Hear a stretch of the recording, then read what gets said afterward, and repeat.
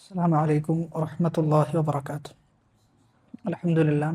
الحمد لله رب العالمين والصلاة والسلام على رسوله الأمين وعلى آله وصحبه أجمعين ما بعد فاتقوا الله يا عباد الله. അള്ളാഹു സുബ്ഹാനഹു വ തആലയുടെ വിധിവിലക്കുകളും നിയമനിർദ്ദേശങ്ങളുമെല്ലാം ജീവിതത്തിൻ്റെ രഹസ്യ പരസ്യ മേഖലകളിൽ കാത്തു സൂക്ഷിക്കുവാൻ കഠിനമായി പരിശ്രമിക്കണേ എന്ന് എന്നോടെന്ന പോലെ നിങ്ങൾ ഓരോരുത്തരെയും ഓർമ്മപ്പെടുത്തുകയാണ്, വസിയത്ത് ചെയ്യുകയാണ്. റബ്ബ് അനുഗ്രഹിക്കുമാറാകട്ടെ. അടുത്തത് വൽ ഈമാനു ബിൽ മീസാനി യൗമൽ ഖിയാമത്തി കമാ ജാഅ. ഖിയാമത്ത് നാളിൽ മീസാൻ ഉണ്ടാകുമെന്ന് വിശ്വസിക്കൽ. ആ വിശ്വാസം കമാ ജാഅ, എങ്ങനെയാണ് ഖുർആനിലും ഹദീസിലും വന്നത് അതുപോലെ വിശ്വസിക്കണം. യൂസനുൽ അബ്ദു യൗമൽ ഖിയാമ, ഖിയാമത്ത് നാളിൽ അടിമയെ അള്ളാഹു വസ്ന് ചെയ്യും, അവനെ തൂക്കും. ഫലാ യസിനു ജനാഹ ബഊദ, അത് ഒരു ബഊദത്തിന്റെ, ഒരു കൊതുകിന്റെ ജനാഹ്, ഒരു കൊതുകിന്റെ ചിറക് എത്രയാണോ അതിൻ്റെ അത്ര പോലും വിലമതിക്കുകയില്ല എന്നാണ്. അതിൻ്റെ അത്ര പോലും കനം തൂങ്ങുകയില്ല ചില ആളുകളുടെ ശരീരം. വതൂസനു അഅമാലുൽ ഇബാദ് കമാ ജാഅ ഫിൽ അസർ. അപ്പോൾ ഒന്നാമത്തേത് അടിമയെ തന്നെ അള്ളാഹു തൂക്കും. രണ്ടാമത്തേതോ അവൻ ചെയ്ത പ്രവർത്തനങ്ങൾക്ക് എന്തുണ്ട്? മീസാൻ ഉണ്ട് എന്നുള്ളതാണ്. വൽ ഈമാനു ബിഹി വത്തസ്ദീഖു ബിഹി വൽ ഇഅറാദു അമ്മൻ റദ്ദ ദാലിക്. വൽ ഈമാനു ബിഹി, അതിൽ വിശ്വസിക്കണം. വത്തസ്ദീഖു ബിഹി, സത്യപ്പെടുത്തണം. വൽ ഇഅറാൽ അമ്മൻ റദ്ദ ദാലിക്. ഇഅറാൽ എന്ന് പറഞ്ഞാൽ പിന്തിരിയ. എന്തിനെ തൊട്ട്? അമ്മൻ റദ്ദ ദാലിക, അത് ആരാണോ നിഷേധിച്ചത് അവനെ തൊട്ട് നമ്മൾ പിന്തിരിയണം. വതർക്കു മുജാദലതിഹി, അത്തരം ആളുകളോട് തർക്കിക്കുന്നതും ഒഴിവാക്കണം. അപ്പൊ മീസാനിൽ വിശ്വസിക്കണം എന്നാണ് പറഞ്ഞു വന്നത്. ഈമാൻ കാര്യങ്ങളിൽ വളരെ പ്രധാനപ്പെട്ട ഒന്നാണ് മീസാനിലുള്ള വിശ്വാസം. ഈമാൻ കാര്യങ്ങൾ എത്രയുള്ളത്? 6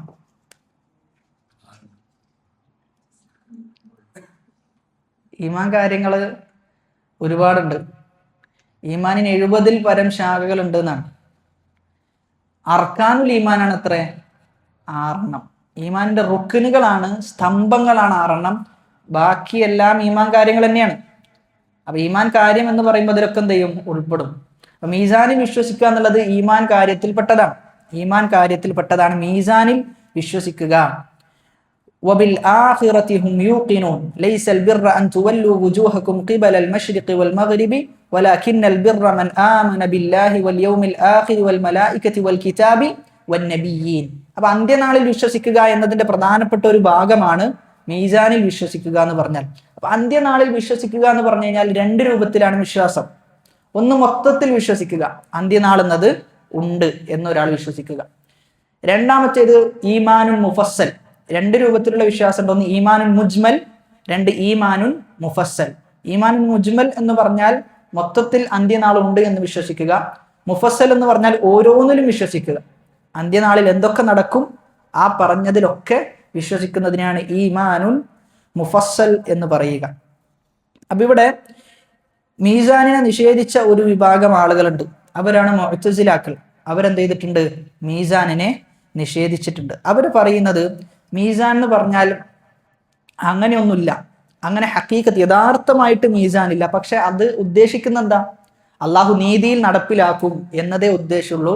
മറിച്ച് എന്തില്ല, അവിടെ യഥാർത്ഥ മീസാനൊക്കെ വെക്കും എന്ന് അർത്ഥമാക്കുന്നില്ല എന്നാണ് അവർ പറയുന്നത്. അഹ്ലുസുന്ന പറയുന്നതോ അതാണ് ഇമാം അഹ്മദ് ബിൻ ഹംബൽ പറഞ്ഞത്, വൽ ഈമാനു ബിൽ മീസാൻ യൗമൽ ഖിയാമത്തി കമാ ജാഅ. എങ്ങനെയാണ് വന്നത് അങ്ങനെ വിശ്വസിക്കണം. അപ്പോൾ മീസാൻ ഉണ്ട്, അതിനെന്തുണ്ടാവും? 2 കിഫത്ത് ഉണ്ടാകുന്നതാണ്. 2 കിഫത്ത് ഉണ്ടാകും, ഒരു ലിസാനും അതിനുണ്ടാകും. വനദഉൽ മവാസീനൽ ഖിസ്ത ലിയൗമിൽ ഖിയാമ ഫലാ തുദ്ലമു നഫ്സുൻ ഷൈആ. ഖിയാമത്ത് നാളിൽ നമ്മൾ എന്ത് ചെയ്യും? മീസാൻ സ്ഥാപിതമാക്കും. ഒരു നഫ്സും ആക്രമിക്കപ്പെടൂല എന്നാണ്. ഒരു നഫ്സിനും അള്ളാഹു ളുൽമ് ചെയ്യുകയില്ല. ചില ഹദീസിൽ വന്നിട്ടുണ്ട്, കലിമതാനി ഖഫീഫതാനി അലൽ ലിസാൻ സഖീലതാനി ഫിൽ മീസാൻ. മീസാനിൽ ഭയങ്കര കനം തൂകുന്ന ചില വാക്കുകളുണ്ട്. ഹബീബതാനി ഇലർ റഹ്മാൻ, അള്ളാഹുവിന് ഏറെ ഇഷ്ടമുള്ളതാണ്. സുബ്ഹാനല്ലാഹിൽ അലീം, സുബ്ഹാനല്ലാഹി വബിഹംദിഹി. ഇനി മീസാനിന്റെ വിഷയത്തിൽ ഒന്നാമതായി നമ്മൾ മനസ്സിലാക്കേണ്ടത് ഒരു മീസാനാണോ ഉണ്ടാവുക, അതല്ല ഒരുപാട് മീസാൻ ഉണ്ടാകും? അതാണ് ഒന്നാമത്തെ മസല. ആയത്തിന് പറഞ്ഞത് വനലഉൽ മവാസീൻ എന്നാണ്. വനലഉ അൽ മവാസീൻ, മീസാനിന്റെ ജംആണ് എന്ത്? മവാസീൻ. അപ്പൊ അവിടെ പ്രത്യക്ഷത്തിൽ നോക്കുമ്പോൾ ഒരുപാടുണ്ട് എന്നാണ് മനസ്സിലാക്കുന്നത്. പക്ഷെ നമ്മൾ മനസ്സിലാക്കേണ്ടത് ഒറ്റ മീസാനാണ് ഉള്ളത്. അതിൽ ശരിയായ അഭിപ്രായം ഒറ്റ മീസാനാണ് ഉണ്ടാവുക, എല്ലാവർക്കും ഒരു മീസാനാണ് ഉണ്ടാവുക. പിന്നെ എന്തുകൊണ്ട് മവാസീൻ എന്ന് പ്രയോഗിച്ചു? മവാസീൻ എന്ന് പ്രയോഗിക്കാൻ കാരണം ഒരുപാട് ആളുകളുടെ അമലുകൾ എന്ത് ചെയ്യുന്നുണ്ട്? തൂക്കുന്നുണ്ട്. അത് പരിഗണിച്ചുകൊണ്ടാണ് മവാസീൻ എന്ന് പ്രയോഗിച്ചത്. ഒറ്റ മീസാനാണ് ഖിയാമത്ത് നാളിൽ ഉണ്ടാവുക. അതാണ് ഏറ്റവും ശരിയായ അഭിപ്രായം. രണ്ടാമത്തേത് എന്താണ് അള്ളാഹു തൂക്കുക എന്നാണ്. മീസാനിൽ എന്താണ് അള്ളാഹു തൂക്കുക?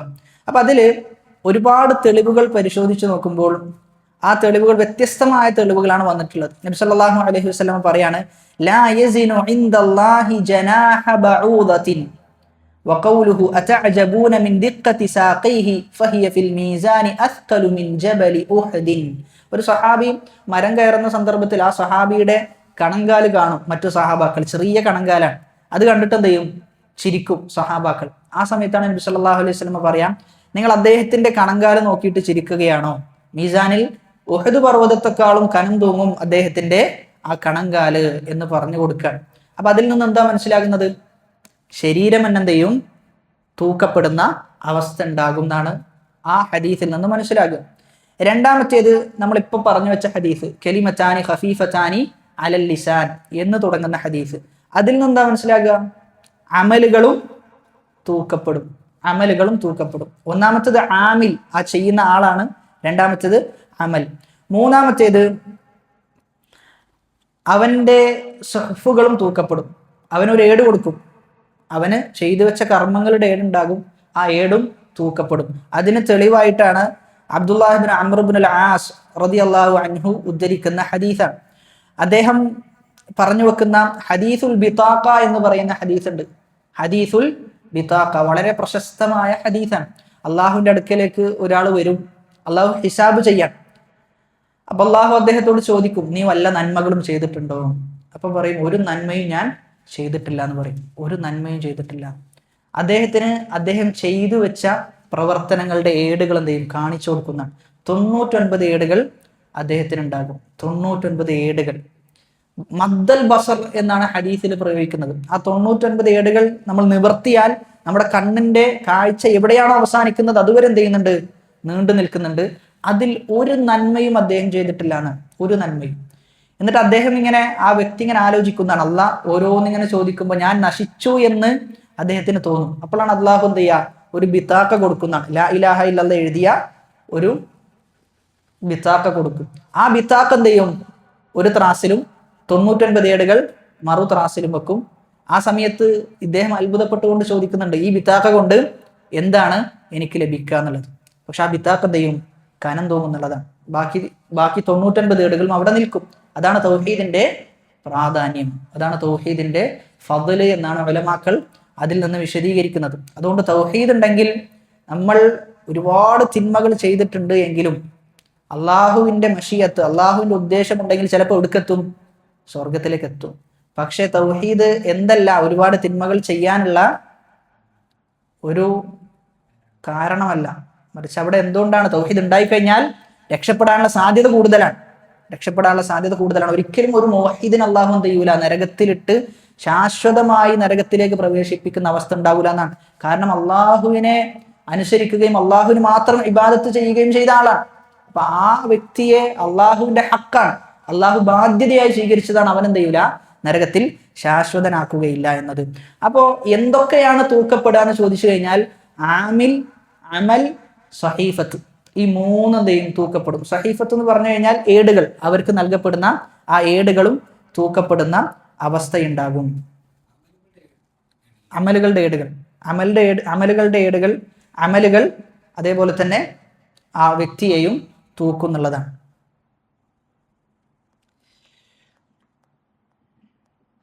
ഇനി അടുത്തൊരു വിഷയം മനസ്സിലാക്കേണ്ടത്, അമലുകൾ തൂക്കപ്പെടും എന്ന് പറയുമ്പോൾ നമ്മുടെ മനസ്സിലേക്ക് വരുന്നത് ഒരു മുസ്ലിമിന്റെ ചിത്രമാണ്. എന്നാൽ അവിശ്വാസിയുടേതോ? അവിശ്വാസിയുടെ അമലുകൾ തൂക്കപ്പെടും. അവിശ്വാസിക്ക് അമലുകൾ തൂക്കപ്പെടുമോ എന്ന് ചോദിക്കുന്നതിന് മുമ്പ് അവിശ്വാസിക്ക് ഹിസാബ് ഉണ്ടാവുമോ, വിചാരണ ഉണ്ടാകുമോ എന്നുള്ളതാണ്. അവിടെ നമ്മൾ മനസ്സിലാക്കേണ്ടത് ഏറ്റവും ശരിയായ അഭിപ്രായം ആ വിഷയത്തിൽ പറയുന്നത് ഷെയ്ഖുൽ ഇസ്ലാം ഇബ്നു തൈമിയാണ്. ഷെയ്ഖുൽ ഇസ്ലാം ഇബ്നു തൈമിയ റഹിമഹുല്ലാഹ് പറയുന്നത് ആ അവിശ്വാസിയുടെ നന്മയും തിന്മയും എത്ര എന്ന് നോക്കാനുള്ള രൂപത്തിലുള്ള ഹിസാബ് എന്ത് ചെയ്യൂല, നടക്കൂല. കാരണം നന്മ ഉണ്ടോ? നന്മയില്ല, തിന്മ മാത്രമേ ഉള്ളൂ. അപ്പൊ അങ്ങനെയുള്ള ഒരു വിചാരണ, അങ്ങനെയുള്ള ഒരു മീസാൻ എന്തില്ല, അവിടെ ഇല്ല. പക്ഷേ ഒരു മീസാൻ ഉണ്ട്. ഓന്റെ കുഫറിന്റെ ദർജ എത്രയാണ് എന്ന് പരിശോധിക്കും. ഓൻ എത്രത്തോളം അള്ളാഹുവിനെ നിഷേധിച്ചിട്ടുണ്ട് എന്നുള്ളത്. കാരണം ഫിർഔനിനെ ശിക്ഷിക്കുന്നത് പോലെ ഒരു സാധാരണക്കാരായ വിശ്വാസി ശിക്ഷിക്കാൻ പറ്റുമോ? ഇല്ല, അത് അനീതിയാണ്, അത് അനീതിയിൽ ഉൾപ്പെടും. അതുകൊണ്ട് തന്നെ അവന്റെ കുഫറിന്റെ ദർജ എത്ര എന്ന് കൃത്യമായി മനസ്സിലാകാൻ വേണ്ടി അള്ളാഹ് എന്ത് ചെയ്യും? അള്ളാഹു അവന്റെ കുഫറിനെ അളക്കുന്നുള്ളതാണ്, അവന്റെ കുഫറിനെ അളക്കും. അപ്പൊ ഏതെല്ലാം ഒരു മുഅ്മിനിന് നന്മയും തിന്മയും ഏത് എന്നറിയാൻ വേണ്ടിയിട്ടാണ് എന്ത് ചെയ്യുക, മീസാനിലിടുക. അതുപോലെയുള്ളത് ഒരു അവിശ്വാസിക്കില്ല എന്നാണ് ഷെയ്ഖുൽ ഇസ്ലാം ഇബ്നു തൈമിയ്യ റഹിമഹുല്ലാഹ് ആ വിഷയത്തിൽ പ്രബലപ്പെടുത്തുന്ന അഭിപ്രായം. അല്ലദീന കഫറു വസദ്ദു അൻ സബീലില്ലാഹ് സിദ്നാഹും അദാബൻ, അവിശ്വാസികളായ ആളുകൾ, അള്ളാഹുവിന്റെ മാർഗത്തെ തൊട്ട് ജനങ്ങളെ തടയുന്ന ആളുകൾ, സിദ്നാഹും അദാബൻ, അവർക്ക് നാം ശിക്ഷ ചെയ്യും, വർദ്ധിപ്പിക്കും എന്നുള്ളതാണ്. അതുകൊണ്ട് അത്തരം കുഫാറുകൾക്ക് അവരുടെ തിന്മയുടെ തോത് എത്ര എന്നതിനെ തിരിച്ചറിയുന്ന രൂപത്തിലുള്ള മീസാനുകൾ, ഹിസാബുകൾ, വിചാരണകൾ അവർക്കുണ്ടാകുന്ന. മീസാൻ എന്ന് പറയുമ്പോൾ ശരിക്കും നമ്മൾ വളരെ പേടിയോടുകൂടി കൈകാര്യം ചെയ്യേണ്ട ഒരു വിഷയമാണ്. അഖീദയുടെ വിഷയമാണ്. എന്നാൽ അതോടൊപ്പം തന്നെ നമ്മുടെ അവസ്ഥ എന്തായിരിക്കും എന്നുകൂടി നമ്മൾ ആ സമയത്ത് ആലോചിക്കേണ്ടതുണ്ട് എന്നുള്ളതാണ്. റസൂലുള്ളാഹി സ്വല്ലല്ലാഹു അലൈഹി വസല്ലമ പറയുന്നുണ്ട്, യഖൂലു നബിയു സ്വല്ലല്ലാഹു അലൈഹി വസല്ലം ലിആയിഷത വഖദ് റആഹാ തബ്കി ഫഖാല മാ യുബ്കീകി. ആയിഷ റളിയല്ലാഹു അൻഹ കരയാം. ആ സമയത്ത് നബി സല്ലല്ലാഹു അലൈഹി വസല്ലം ചോദിക്കുകയാണ്, അല്ല, എന്തിനാണ് ആയിഷ നീ കരയുന്നത്? ഖാലത്ത്, ആയിഷ റളിയല്ലാഹു അൻഹ പറയാൻ, ദക്കർതു നാറ ഫബകൈതു, ഞാൻ നരകത്തെക്കുറിച്ച് ആലോചിച്ചു, ഞാൻ എന്നിട്ട് കരഞ്ഞുപോയി എന്നാണ്. ഫഹൽ തദ്കുറൂന അഹ്ലീകും യൗമൽ ഖിയാമ, ഖിയാമത്ത് നാളിലേക്ക് എത്തിക്കഴിഞ്ഞാൽ റസൂലേ താങ്കളുടെ കുടുംബക്കാരെ ഓർക്കുമോ? ആ സമയത്ത് റസൂലുള്ളാഹി സ്വല്ലല്ലാഹു അലൈഹി വസല്ലം പറയാൻ, ഐ ഹൽ യതദക്കറു അഹദുൻ അഹ്ലഹു യൗമൽ ഖിയാമ? ഫഖാല റസൂലുള്ളാഹി സ്വല്ലല്ലാഹു അലൈഹി വസല്ലം അമ്മാ ഫീ സലാസതി മവാത്തിന ഫലാ യദ്കുറു അഹദുൻ അഹദാ.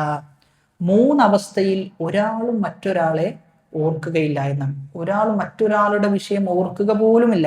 ഒന്നാമത്തെ അവസ്ഥ, ഇൻദൽ മീസാനി ഹത്താ യഅലമ അയഖിഫു മീസാനുഹു ഔ യസ്കുൻ, മീസാനിന്റെ സന്ദർഭം, അവൻ ഇങ്ങനെ ആ മീസാൻ നോക്കിയിട്ട് നിൽക്കുന്നതാണ്. ഇത് കൂടാണോ ചെയ്യുക, കുറയാണോ ചെയ്യുക? ഒരാളും ഒരാളുടെ അവസ്ഥയെക്കുറിച്ചും ആലോചിക്കുകയില്ല. രണ്ടാമത്തേത് ഇൻദൽ കിതാബ്, അള്ളാഹു കിതാബ് കൊടുക്കും, ഹാ ഉമുഖറഉ കിതാബിയ, ഇതാ നിന്റെ കിതാബ്, നീ വായിച്ചു കൊള്ളുക. ഹത്താ യഅലമ ഐന യഖഉ കിതാബുഹു അഫി യമീനിഹി അം ഫി ശിമാലിഹി അം മിൻ വറാഇ വഹ്രിഹി, വലത്തെ കയ്യിലാണോ ഇടത്തെ കയ്യിലാണോ അതല്ല പിൻഭാഗത്തിലൂടെയാണോ കിതാബ് എനിക്ക് ലഭിക്കുക എന്ന സന്ദർഭം. ആ സന്ദർഭത്തിൽ ഒരാൾ മറ്റൊരാളെ കുറിച്ച് ആലോചിക്കുകയില്ല. മൂന്നാമത്തേത് വഇൻദ സിറാത്തി ഇദാ വുളിഅ ബൈന ലഹ്റൈ ജഹന്നം, സിറാത്തിന്റെ സന്ദർഭം. ആ സിറാത്തിലൂടെ ഞാൻ നടന്നു പോകുമ്പോൾ വീഴുമോ ഇല്ലേ എന്ന പേടിയാണ്. ഈ മൂന്നവസ്ഥയിൽ ഒരാളും മറ്റൊരാളെ ഓർക്കുകയില്ല. അതിൽപ്പെട്ടതാണ് മീസാനിന്റെ അവസ്ഥ. അതുകൊണ്ട് തന്നെ നമ്മുടെ സമയങ്ങളിൽ അധികവും നമ്മൾ ചെലവഴിക്കേണ്ടത് അള്ളാഹുവിനുള്ള ഇബാദത്തുകളിൽ നമ്മൾ നമ്മുടെ സമയം ചെലവഴിക്കണം. അള്ളാഹുവിനെ ആരാധിക്കുന്നതിൽ, അള്ളാഹുവിനെ ഓർക്കുന്നതിൽ, വിശുദ്ധ ഖുർആനിന്റെ പാരായണത്തിൽ, സുന്നത്തുകളിൽ ഇങ്ങനെ മുഴുകാൻ നമുക്ക് സാധിക്കേണ്ടതുണ്ട്. അങ്ങനെയാണെങ്കിൽ നമ്മുടെ മീസാനിൽ എന്ത് ചെയ്യും, കനം തൂങ്ങും എന്നുള്ളതാണ്. അല്ല എങ്കിൽ നമ്മൾ വളരെയധികം പേടിക്കേണ്ട ഒരു വിഷയമാണ്. ഒരു സ്വഹാബി, അദ്ദേഹത്തിന് ഒരു അടിമ ഉണ്ടായിരുന്നു എന്നാണ്. അദ്ദേഹം ആ അടിമയെ അടിച്ചു. എന്നിട്ട് റസൂലുള്ളാഹി സ്വല്ലല്ലാഹു അലൈഹി വസല്ലം അടുക്കലേക്ക് പോവുകയാണ്.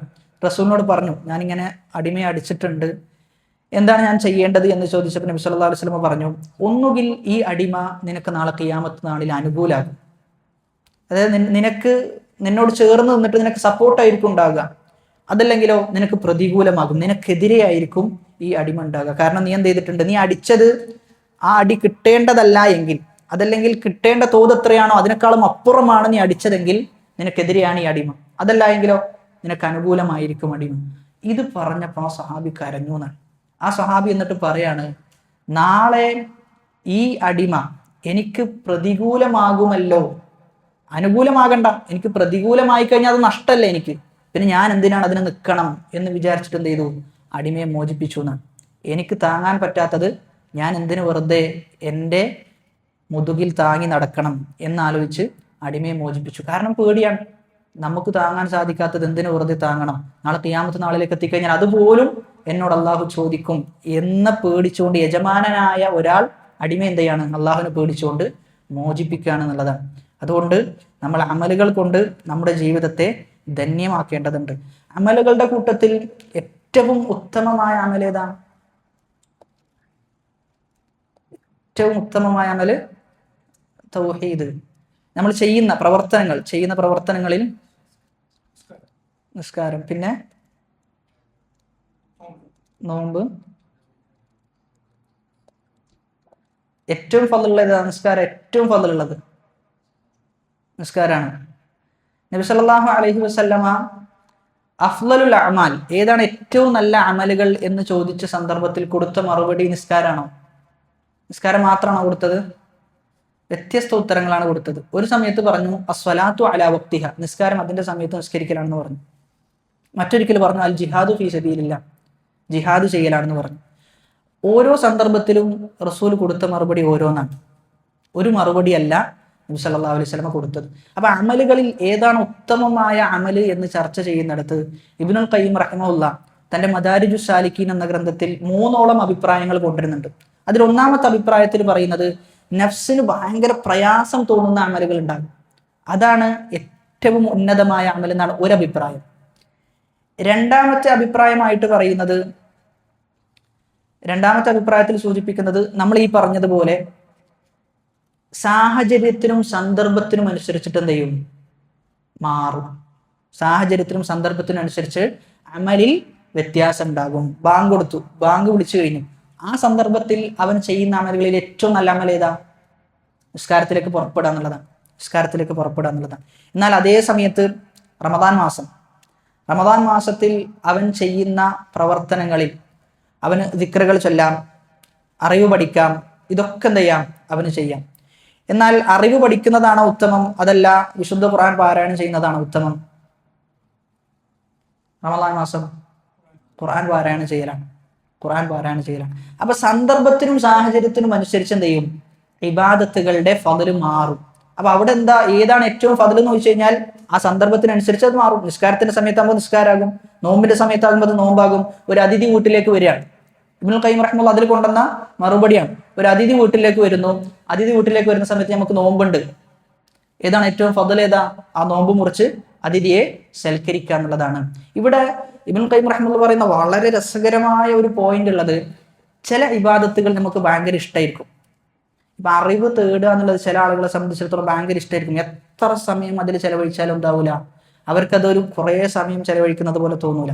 ഇബ്നുൽ ഖയ്യിം റഹിമഹുല്ലാഹ് പറയാണ്, ഇബ്നുൽ ഖയ്യിം റഹിമഹുല്ലാഹ് പ്രബലപ്പെടുത്തുന്ന ഈ അഭിപ്രായമാണ്, സാഹചര്യത്തിനും സന്ദർഭത്തിനും അനുസരിച്ച് എന്ത് ചെയ്യും, ഇബാദത്തുകളുടെ ഫضല് മാറും.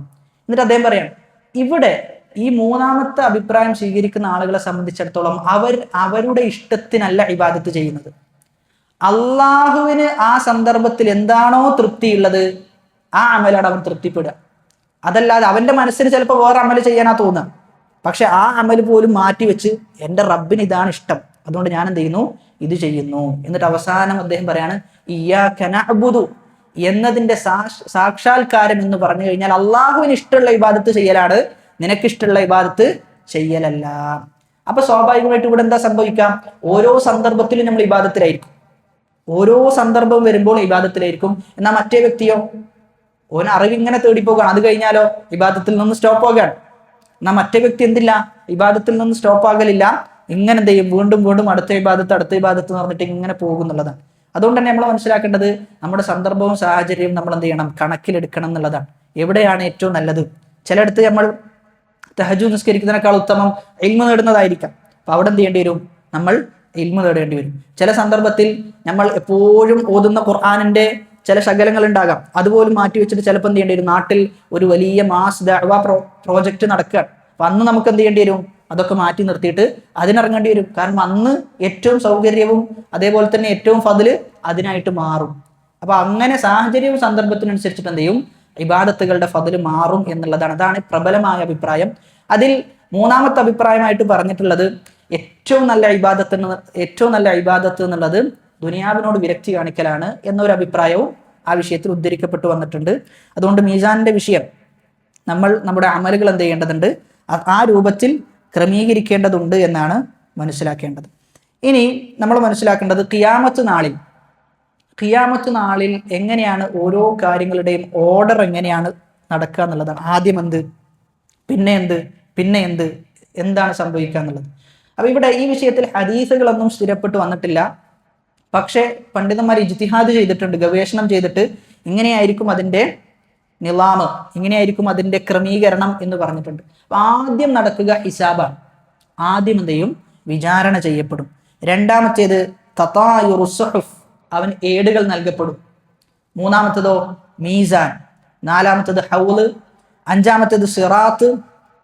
ആറാമത്തേത് ഖൻതറ, അൽ ഖൻതറ എന്ന് പറയുന്നതാണ്. അതായത് സിറാത്ത് കഴിഞ്ഞാലും ചെറിയൊരു പാലുണ്ട് എന്നാണ്. സിറാത്ത് കഴിഞ്ഞാലും ചെറിയൊരു പാലുണ്ട്, അതിനാണ് ഖൻതറ എന്ന് പറയാം. സിറാത്ത് കഴിഞ്ഞാൽ അവർ രക്ഷപ്പെട്ടു. പിന്നെ ആ ഖൻതറയിൽ എന്താ നടക്കുക എന്ന് ചോദിച്ചു കഴിഞ്ഞാൽ മുഅ്മിനീങ്ങൾ പരസ്പരം തമ്മിൽ എന്തുണ്ടാകും, ചില വിദ്വേഷങ്ങൾ ഉണ്ടാകും, പകകൾ ഉണ്ടാകും, അസൂയകൾ ഉണ്ടാകും. അത് അവിടെ വെച്ച് എന്ത് ചെയ്യും, അള്ളാഹു തീരുമാനാക്കും. അങ്ങനെ ഒക്കെ തീരുമാനമായതിനു ശേഷമാണ് ഇവിടേക്ക് കൊണ്ടുപോകുക, സ്വർഗത്തിലേക്ക് പ്രവേശിക്കപ്പെടുക. അതാണ് ആറാമത്തേത്. അപ്പൊ ഈ ഓർഡറിലാണ് ഖിയാമത്ത് നാളിലെ സംഭവങ്ങൾ നടക്കുക. ഇനി ഇതിൽ വ്യത്യസ്തമായ ഓർഡറുകൾ പറഞ്ഞ പണ്ഡിതന്മാരുണ്ട്. ഇതാണ് പ്രബലമായി തോന്നുന്നത്. അല്ലാഹു അഅലം. ചില ഉലമാക്കളൊക്കെ ഇതൊക്കെയാണ് സ്ഥിരപ്പെടുത്തിയിട്ടുള്ളത്. ഒന്നാമത്തേത് ഹിസാബ്, രണ്ടാമത്തേത് സുഹഫ്, മൂന്നാമത്തേത് മീസാന്, നാലാമത്തേത് ഹൗല്, അഞ്ചാമത്തേത് സിറാത്ത്, ആറാമത്തേത് ഖൻതറ, അൽ ഖൻതറ. ഇനി അടുത്തത് മത്നിൽ വഅന്ന അല്ലാഹ യുകല്ലിമുൽ ഇബാദ യൗമൽ ഖിയാമ ലൈസ ബൈനഹും വബൈനഹു തർജുമാനുൻ വൽ ഈമാനു ബിഹി വത്തസ്ദീഖു ബിഹി വഅന്ന അല്ലാഹ തആല യുകല്ലിമുൽ ഇബാദ്, അല്ലാഹു അടിമകളോട് സംസാരിക്കും. എപ്പോൾ? യൗമൽ ഖിയാമ, ഖിയാമത്ത് നാളിൽ. ലൈസ ബൈനഹും വബൈനഹു തർജുമാൻ, അല്ലാഹുവിൻ്റെ ഇടയിലും അവൻ്റെ ഇടയിലും ഒരു തർജുമാനില്ല, അത് ട്രാൻസ്ലേറ്റ് ചെയ്തു കൊടുക്കാനുള്ള ഒരു മധ്യസ്ഥനും അവിടെ ഉണ്ടാവുകയില്ല. വൽ ഈമാനു ബിഹി വത്തസ്ദീഖു ബിഹി, അത് നമ്മൾ എന്ത് ചെയ്യണം, വിശ്വസിക്കണം, അത് സത്യപ്പെടുത്തുകയും വേണം. അപ്പൊ ആ രംഗം നമ്മുടെ മനസ്സിന് ഏറ്റവും കൂടുതൽ സന്തോഷം തരേണ്ട ഒരു രംഗമാണ്. അള്ളാഹുവിനോട് നമുക്ക് സംസാരിക്കാൻ സാധിക്കുക, അള്ളാഹുവിനെ നേരിൽ കാണാൻ സാധിക്കുക എന്നുള്ളത്. അള്ളാഹു സുബ്ഹാനഹു വ തആല അവനെ കാണാനുള്ള തൗഫീഖ് നമുക്ക് പ്രദാനം ചെയ്യുമാറാകട്ടെ. അടുത്തത് വൽ ഈമാനു ബിൽ ഹൗലി, ഹൗലിൽ വിശ്വസിക്കുക. വ അന്ന ലി റസൂലില്ലാഹി സ്വല്ലല്ലാഹു അലൈഹി വസല്ലമ ഹൗലൻ യൗമൽ ഖിയാമ, ഖിയാമത്ത് നാളിൽ നബി സല്ലല്ലാഹു അലൈഹി വസല്ലമക്ക് ഹൗലുണ്ടാകും. തരിദു അലൈഹി ഉമ്മത്തുഹു, ഉമ്മത്ത് എന്ത് ചെയ്യും, റസൂലിന്റെ ഉമ്മത്ത് ഹൗലിലേക്ക് വരും. അർലുഹു മിസ്ലു തൂലിഹി, അതിന്റെ വീതി എന്നത് അതിന്റെ നീളം പോലെ തന്നെയാണ്. അപ്പൊ ഏതായിരിക്കും, വീതിയും നീളമൊക്കെ ഒരുപോലെ ആകുകയാണെങ്കിൽ അത് സ്ക്വയർ ആയിരിക്കും. മസീറത്ത ഷഹ്രിൻ, ഒരു മാസം സഞ്ചരിക്കണം എന്നാണ്. അതായത് ഒരു മാസം സഞ്ചരിച്ചാൽ എത്ര ദൂരം ഉണ്ടോ അത്രയും വിശാലാണ് ഹൗൽ ഉണ്ടാവുക. ആനിയതുഹു കഅദദി നുജൂമിസ് സമാ, ആകാശത്തിൽ എത്ര നക്ഷത്രങ്ങളുണ്ടോ ആ നക്ഷത്രത്തിന് തുല്യമാണ് ആ ഹൗലിലുള്ള കോപ്പകൾ, അലാ മാ സഹഹത് ബിഹിൽ അഖ്ബാറു മിൻ ഗൈരി വജ്ഹിൻ, ഒരുപാട് രൂപത്തിൽ, ഒരുപാട് റിവായത്തുകളിലൂടെ സ്ഥിരപ്പെട്ടു വന്നതാണ് ഹൗലുമായി ബന്ധപ്പെട്ട വിഷയം. അവിടെയാണ് ഉലമാക്കൾ പറയുന്നത് ഹൗലിന്റെ വിഷയം എന്നുള്ളത് തവാത്തുറിലേക്ക് എത്തിയിട്ടുണ്ട് എന്നുള്ളതാണ്. മുത്തവാത്തിറായ സംഭവമാണ് എന്ന് പറഞ്ഞിട്ടുണ്ട്. മുത്തവാത്തിറായ സംഭവം എന്ന് പറഞ്ഞു കഴിഞ്ഞാൽ ഒരുപാട് ആളുകൾ എന്ത് ചെയ്യാം, ഉദ്ധരിക്കാം. പക്ഷേ ലഫ്ലിലല്ല മുത്തവാത്തിർ സംഭവിച്ചിട്ടുള്ളത്, മഅനയിലാണ്, ആശയത്തിലാണ് മുത്തവാത്തിർ സംഭവിച്ചിട്ടുള്ളത്. ആശയത്തിൽ മുത്തവാത്തിർ സംഭവിച്ചെന്ന് പറഞ്ഞു കഴിഞ്ഞാൽ ഹൗലുമായി ബന്ധപ്പെട്ട് ഒരുപാട് സംഭവങ്ങൾ എന്ത് ചെയ്തിട്ടുണ്ട്, റിപ്പോർട്ട് ചെയ്യപ്പെട്ടു വന്നിട്ടുണ്ട്. പക്ഷേ ലഫ്ലുകൾ, അതിൽ ഉപയോഗിച്ചിട്ടുള്ള പദങ്ങൾ വ്യത്യസ്തമാണ്. ചിലതിൽ ഹൗലിന്റെ വിശേഷണങ്ങൾ പറയും, ചിലതിൽ ഹൗലിൽ നിന്ന് തടയപ്പെടുന്ന ആളുകളെ കുറിച്ച് പറയും. വിദ്യാർത്ഥി ചെയ്യുന്ന ആളുകൾ എന്ത് ചെയ്യും, ഹൗലിനെ തൊട്ട് മാറ്റി നിർത്തപ്പെടുന്നുള്ളതാണ്. റസൂലുള്ളാഹി സ്വല്ലല്ലാഹു അലൈഹി വസല്ലമക്ക് അവരെ കാണും, ഉമ്മത്തിനെ മനസ്സിലാകും. കാരണം മുഹജ്ജലീന മിൻ ആസാരിൽ വുളൂഇന്റെ അസർ കാരണത്താൽ അവർ റസൂലിനെ കൃത്യമായിട്ട് കാണാൻ പറ്റും ഉമ്മത്തിനെ.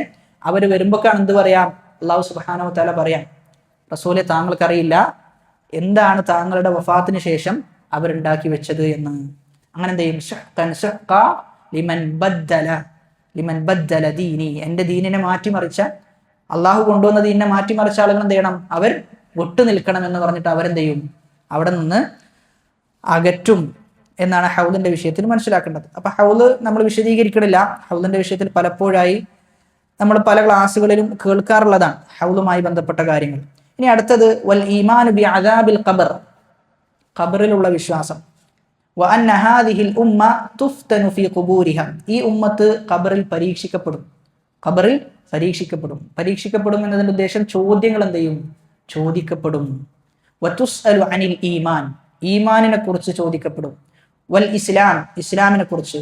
വമൻ റബ്ബുഹു, ആരാണ് റബ്ബ്. വമൻ നബിയുഹു, ആരാണ് നബി.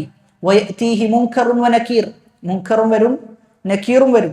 കൈഫ ശാ അല്ലാഹു വ കൈഫ അറാദ, അള്ളാഹു എന്താണോ ഉദ്ദേശിക്കുന്നത്, അള്ളാഹു എന്താണോ തീരുമാനിച്ചിട്ടുള്ളത് അത് നടക്കും. വൽ ഈമാനു ബിഹി, അതിൽ നമ്മൾ വിശ്വസിക്കണം. വത്തസ്ദീഖു ബിഹി, അത് നമ്മൾ സത്യപ്പെടുത്തുകയും വേണം. അപ്പൊ ഒന്നാമത്തെ വിഷയം അഹ്ലുസുന്ന ഇജ്മാ ഉള്ള വിഷയമാണ്. ഖബറിൽ ചോദ്യങ്ങൾ ഉണ്ടാകും, ഖബറിൽ അനുഗ്രഹം ഉണ്ടാകും, ഖബറിൽ ശിക്ഷയും ഉണ്ടാകും. അഹ്ലുസുന്നയുടെ ഇജ്മാ ആണ്. ഈ വിഷയത്തിൽ ആർക്കും എന്തില്ല? അഭിപ്രായ വ്യത്യാസമില്ല എന്നുള്ളതാണ്. അഹ്ലുസുന്നക്കിടയിൽ യാതൊരു അഭിപ്രായ വ്യത്യാസവുമില്ല. ഹദീസിലും സ്ഥിരപ്പെട്ടിട്ടുണ്ട്. ഖബർ ശിക്ഷ നിഷേധിക്കുന്ന ചില ആളുകൾ നമ്മുടെ നാട്ടിലുണ്ട്. ഖബർ ശിക്ഷയൊന്നുമില്ല എന്ന് പറഞ്ഞിട്ട് അതിനെ നിഷേധിക്കുന്ന ആളുകൾ. അപ്പൊ അവർ മനസ്സിലാക്കേണ്ടത് ഒരുപാട് ഹദീസുകളിൽ എന്ത് ചെയ്തിട്ടുണ്ട്? ഇത് സ്ഥിരപ്പെട്ടു വന്നിട്ടുണ്ട്. ഹദീസുകൾ പറഞ്ഞു കഴിഞ്ഞാൽ അവർ പറയാം ഹദീസിലല്ലേ, ഖുർആനിലുണ്ടോ എന്നാണ് എന്ത് ചെയ്യുക? ചോദിക്കുക. ഖുർആനിലുണ്ടോ എന്നാണ് അവർ ചോദിക്കുക. അപ്പൊ ആദ്യം നമ്മൾ മനസ്സിലാക്കേണ്ടത്, ഇത്തരം ആളുകളോട് സംസാരിക്കുന്ന സമയത്ത് നമുക്ക് മറു ചോദ്യങ്ങളാണ് ചോദിക്കാനുള്ളത്. മറു ചോദ്യങ്ങൾ നമ്മൾ ചോദിക്കുക എന്നുള്ളതാണ്. നിസ്കാരത്തിന്റെ വിഷയത്തിൽ എല്ലാം ഖുർആനിൽ വന്നത് മാത്രമാണോ നിങ്ങൾ സ്വീകരിക്കുക, ഹദീസിൽ വന്നതും നിങ്ങൾ സ്വീകരിക്കൂലേ എന്നാണ് നമുക്ക് ഒന്നാമതായി പറയാൻ പറ്റുക. രണ്ടാമത്തേത്, ഈ ഖബർ ശിക്ഷ നിഷേധിച്ച ആളുകൾ ആരാ? അഹ്ലുസുന്നയിലെ ആളുകളാണോ? അല്ല, പിഴച്ചു പോയ ആളുകളാണ് ഖബർ ശിക്ഷയെ നിഷേധിച്ചിട്ടുള്ളത്. അപ്പോൾ നിങ്ങൾ അഹ്ലുസുന്നയാണ് എന്ന് പറയുന്നതിന് എന്തില്ല? യാതൊരു അർത്ഥവും ഇല്ല. കാരണം നിങ്ങൾ എന്ത് ചെയ്യുന്നുണ്ട്? അഹ്ലുസുന്നയെ അല്ല ഈ വിഷയത്തിൽ പിൻപറ്റുന്നത്, അഹ്ലുൽ ബിദ്അഇനെയാണ് ഈ വിഷയത്തിൽ പിൻപറ്റുന്നത്. അപ്പൊ ഹദീസിൽ വളരെ വ്യക്തമാണ്. യുസബ്ബിതുല്ലാഹു അല്ലദീന ആമനൂ ബിൽ ഖൗലി സാബിത് എന്ന ആയത്തിനെ കുറിച്ച് പറയാണ് നബി സല്ലല്ലാഹു അലൈഹി വസല്ലം പറയാണ്, നസലത് ഫി അദാബിൽ ഖബർ, ഖബറിന്റെ വിഷയത്തിലാണ്, അദാബുൽ ഖബറിന്റെ വിഷയത്തിലാണ് ഇത് സ്ഥിരപ്പെട്ടിട്ടുള്ളത് എന്നാണ്. യുസബ്ബിതുല്ലാഹു അല്ലദീന ആമനൂ ബിൽ ഖൗലി സാബിത് എന്ന ആയത്ത് അദാബുൽ ഖബറിന്റെ വിഷയത്തിൽ സ്ഥിരപ്പെട്ടതാണ് എന്ന് നബി സല്ലല്ലാഹു അലൈഹി വസല്ലമ പറയുന്നുണ്ട്. ഇനി അടുത്തതിലേക്ക് നമ്മൾ പ്രവേശിക്കുകയാണ്. വൽ ഈമാനു ബിശഫാഅത്തി നബി സല്ലല്ലാഹു അലൈഹി വസല്ലം വബിഖൗമിൻ യഖ്റുജൂന മിനൻ നാരി ബഅദ മഹ്തറഖു വസാറു ഫഹ്മൻ ഫയുഅ്മറു ബിഹിം ഇലാ നഹ്രിൻ അലാ ബാബിൽ ജന്ന കമാ ജാഅ ഫിൽ അസർ കൈഫ ശാഅ അല്ലാഹു വകമാ ശാഅ ഇന്നമാ ഹുവൽ ഈമാനു ബിഹി വത്തസ്ദീഖു ബിഹി. വൽ ഈമാൻ, വിശ്വസിക്കൽ, ബിശഫാഅത്തി നബി സല്ലല്ലാഹു അലൈഹി വസല്ലം, നബിയുടെ ശഫാഅത്ത് ഉണ്ടാകും. ആർക്ക്? വബിഖൗമിൻ, ഒരു സമൂഹത്തിന്, യഖ്റുജൂന മിനൻ നാർ, അവർ നരകത്തിൽ നിന്നെയും നരകത്തിൽ നിന്ന് റസൂലിന്റെ ശഫാഅത്തോടു കൂടി അവർ പുറത്തു വരും. എന്തിനു ശേഷം? ബഅദ മഹ്തറഖു വസാറു ഫഹ്മൻ, ബഅദ മഹ്തറഖു, അവർ എന്ത് ചെയ്തു? കത്തിക്കരഞ്ഞു. വസാറു ഫഹ്മൻ, എന്താ ഫഹ്മ എന്ന് പറഞ്ഞാല്? എന്താ അൽഫാം എന്ന് പറഞ്ഞാൽ എന്താ? കരഞ്ഞതല്ലേ? അതിൽ നിന്നാണ് ഫഹ്മ്. ഫഹ്മ് എന്ന് പറഞ്ഞാൽ കത്തിക്കരഞ്ഞത് എന്നാണ്. അറബി വാക്കാണ് ശരിക്കും പറഞ്ഞു കഴിഞ്ഞാൽ. വസാറു ഫഹ്മൻ, അവരെന്ത് ചെയ്തു? കത്തിക്കരഞ്ഞിട്ടുണ്ട് എന്നാണ്. അതിനുശേഷമാണ് എന്ത് ചെയ്യുന്നത്? റസൂലിന്റെ ശഫാഅത്തോടു കൂടി അവർ പുറത്തു വരുന്നത്. ഫയുഅ്മറു ബിഹിം ഇലാ നഹ്രിൻ അലാ ബാബിൽ ജന്ന, സ്വർഗത്തിലുള്ള ഒരു വാതിലുണ്ട്. ഫയുഅ്മറു ബിഹിം ഇലാ നഹ്രിൻ അലാ ബാബിൽ ജന്ന, സ്വർഗത്തിന്റെ വാതിലിന്റെ അടുക്കൽ ഒരു പുഴയുണ്ട്. ആ പുഴയിലേക്ക് അവർ പ്രവേശിപ്പിക്കപ്പെടുന്നതാണ്. കമാ ജാഅ ഫിൽ അസർ, ഹദീസിൽ വന്നതുപോലെ. കൈഫ ശാഅ അല്ലാഹ് വകമാ ശാഅ, അല്ലാഹു എങ്ങനെയാണ് ഉദ്ദേശിക്കുന്നത്, ഏത് രൂപത്തിലാണ് തീരുമാനിച്ചിട്ടുള്ളത്, ആ രൂപത്തിൽ. ഇന്നമാ ഹുവൽ ഈമാനു ബിഹി വത്തസ്ദീഖു ബിഹി, അതിൽ നമ്മൾ വിശ്വസിക്കണം, അത് സത്യപ്പെടുത്തുകയും ചെയ്യണം. അപ്പൊ റസൂലുള്ളാഹി സ്വല്ലല്ലാഹു അലൈഹി വസല്ലമക്ക് എന്തുണ്ട്? ശഫാഅത്തുണ്ട് എന്ന് നമ്മൾ സ്ഥിരപ്പെടുത്തുന്നുണ്ട്. റസൂലിന് ഷഫാഅത്തുണ്ട്. ആ ഷഫാഅത്ത് നമ്മൾ സ്ഥിരപ്പെടുത്തുന്നത് എന്താണോ ഖുർആനിലും ഹദീസിലും ഷഫാഅത്തുമായി ബന്ധപ്പെട്ട് വന്നത് അത് മാത്രം എന്ത് ചെയ്യുന്നുള്ളൂ? നമ്മൾ സ്ഥിരപ്പെടുത്തുന്നുള്ളൂ. ഖുർആനിൽ ഷഫാഅത്തുമായി ബന്ധപ്പെട്ട് വന്നത് അത് സ്ഥിരപ്പെടുത്തും, ഹദീസിൽ വന്നതും സ്ഥിരപ്പെടുത്തും. അപ്പൊ ഇവിടെ പറഞ്ഞിട്ടുള്ളത് ഒരുപാട് തിന്മകൾ ചെയ്ത് തൗഹീദുള്ള ആളുകളെ കുറിച്ചാണ്. തൗഹീദുള്ള ആളുകളാണ്, പക്ഷെ എന്ത് ചെയ്തു? വൻപാപങ്ങളിൽ മുഴുകി അങ്ങനെ നരകത്തിലേക്ക് പ്രവേശിച്ചു. അത്തരം ആളുകൾ എന്ത് ചെയ്യും? റസൂലിന്റെ ഷഫാഅത്തോടു കൂടി നബി സല്ലല്ലാഹു അലൈഹി വസല്ലമ പുറത്തെടുക്കും എന്ന് പറയുകയാണ്. ഇതിൽ ഒന്നാമത്തെ ഷഫാഅത്ത് നമ്മൾ മനസ്സിലാക്കേണ്ടത് അശ്ശഫാഅത്തുൽ ഉദ്മ, ഏറ്റവും വലിയ ഷഫാഅത്ത്. ഏറ്റവും വലിയ ഷഫാഅത്ത് നബി സല്ലല്ലാഹു അലൈഹി വസല്ലമക്ക് മാത്രമാണുള്ളത്. പ്രവാചകന്മാരുടെ കൂട്ടത്തിൽ ഏറ്റവും വലിയ ഷഫാഅത്തിന് അർഹരാരാണ്? പ്രവാചകൻ നബി സല്ലല്ലാഹു അലൈഹി വസല്ലമ മാത്രം. ബാക്കിയുള്ള പ്രവാചകന്മാർക്കൊന്നും എന്ത് ചെയ്യാൻ പറ്റുന്നില്ല? ഷഫാഅത്ത് ചെയ്യാൻ അവരാരും മുന്നോട്ട് വരുന്നില്ല എന്നുള്ളതാണ്. ഇമാം ബുഖാരിയും ഇമാം മുസ്ലിമും ഉദ്ധരിക്കുന്ന ഒരു ഹദീസിൽ ജനങ്ങൾ എല്ലാ ആളുകളും എന്ത് ചെയ്യും? ഒരു വലിയ പ്രതലത്തിൽ നിർത്തപ്പെടും. അങ്ങനെ അവർക്ക് എന്ത് ചെയ്യുന്ന വെച്ചാൽ ഭയങ്കര ക്ഷീണം ബാധിക്കും. കാരണം സൂര്യൻ വളരെ അടുത്താണുള്ളത്. അവർക്ക് സഹിക്കാൻ സാധിക്കുന്നതിലും അപ്പുറമായിരിക്കുന്നതാണ്. അങ്ങനെയാണ് ആരുടെ അടുക്കൽ പോവുക? ആദം നബി അലൈഹി സ്വലാത്തു വസ്സലാമിന്റെ അടുക്കൽ പോവുക. ആദം നബി എന്ത് പറയും? കഴിവ് പറയും, കാരണം പറയും, എനിക്ക് പറ്റൂല എന്നുള്ളത്. നൂഹ് നബിയുടെ അടുക്കൽ പോകും, ഉലുൽ അസ്മിന്റെ അടുക്കൽ പോകും. എല്ലാവരും കാരണം പറഞ്ഞ് ഒഴിവാകും. അവരൊക്കെ അന്ന് അവരെക്കുറിച്ച് കാരണം പറയും. ഞാൻ എൻ്റെ അവസ്ഥയെക്കുറിച്ച് ആലോചിച്ച് തന്നെ ഞാൻ ബേജാറിലാണ് എന്നാണ് അമ്പിയാക്കൾ വരെ പറയാന്നാണ്. എങ്ങനെ?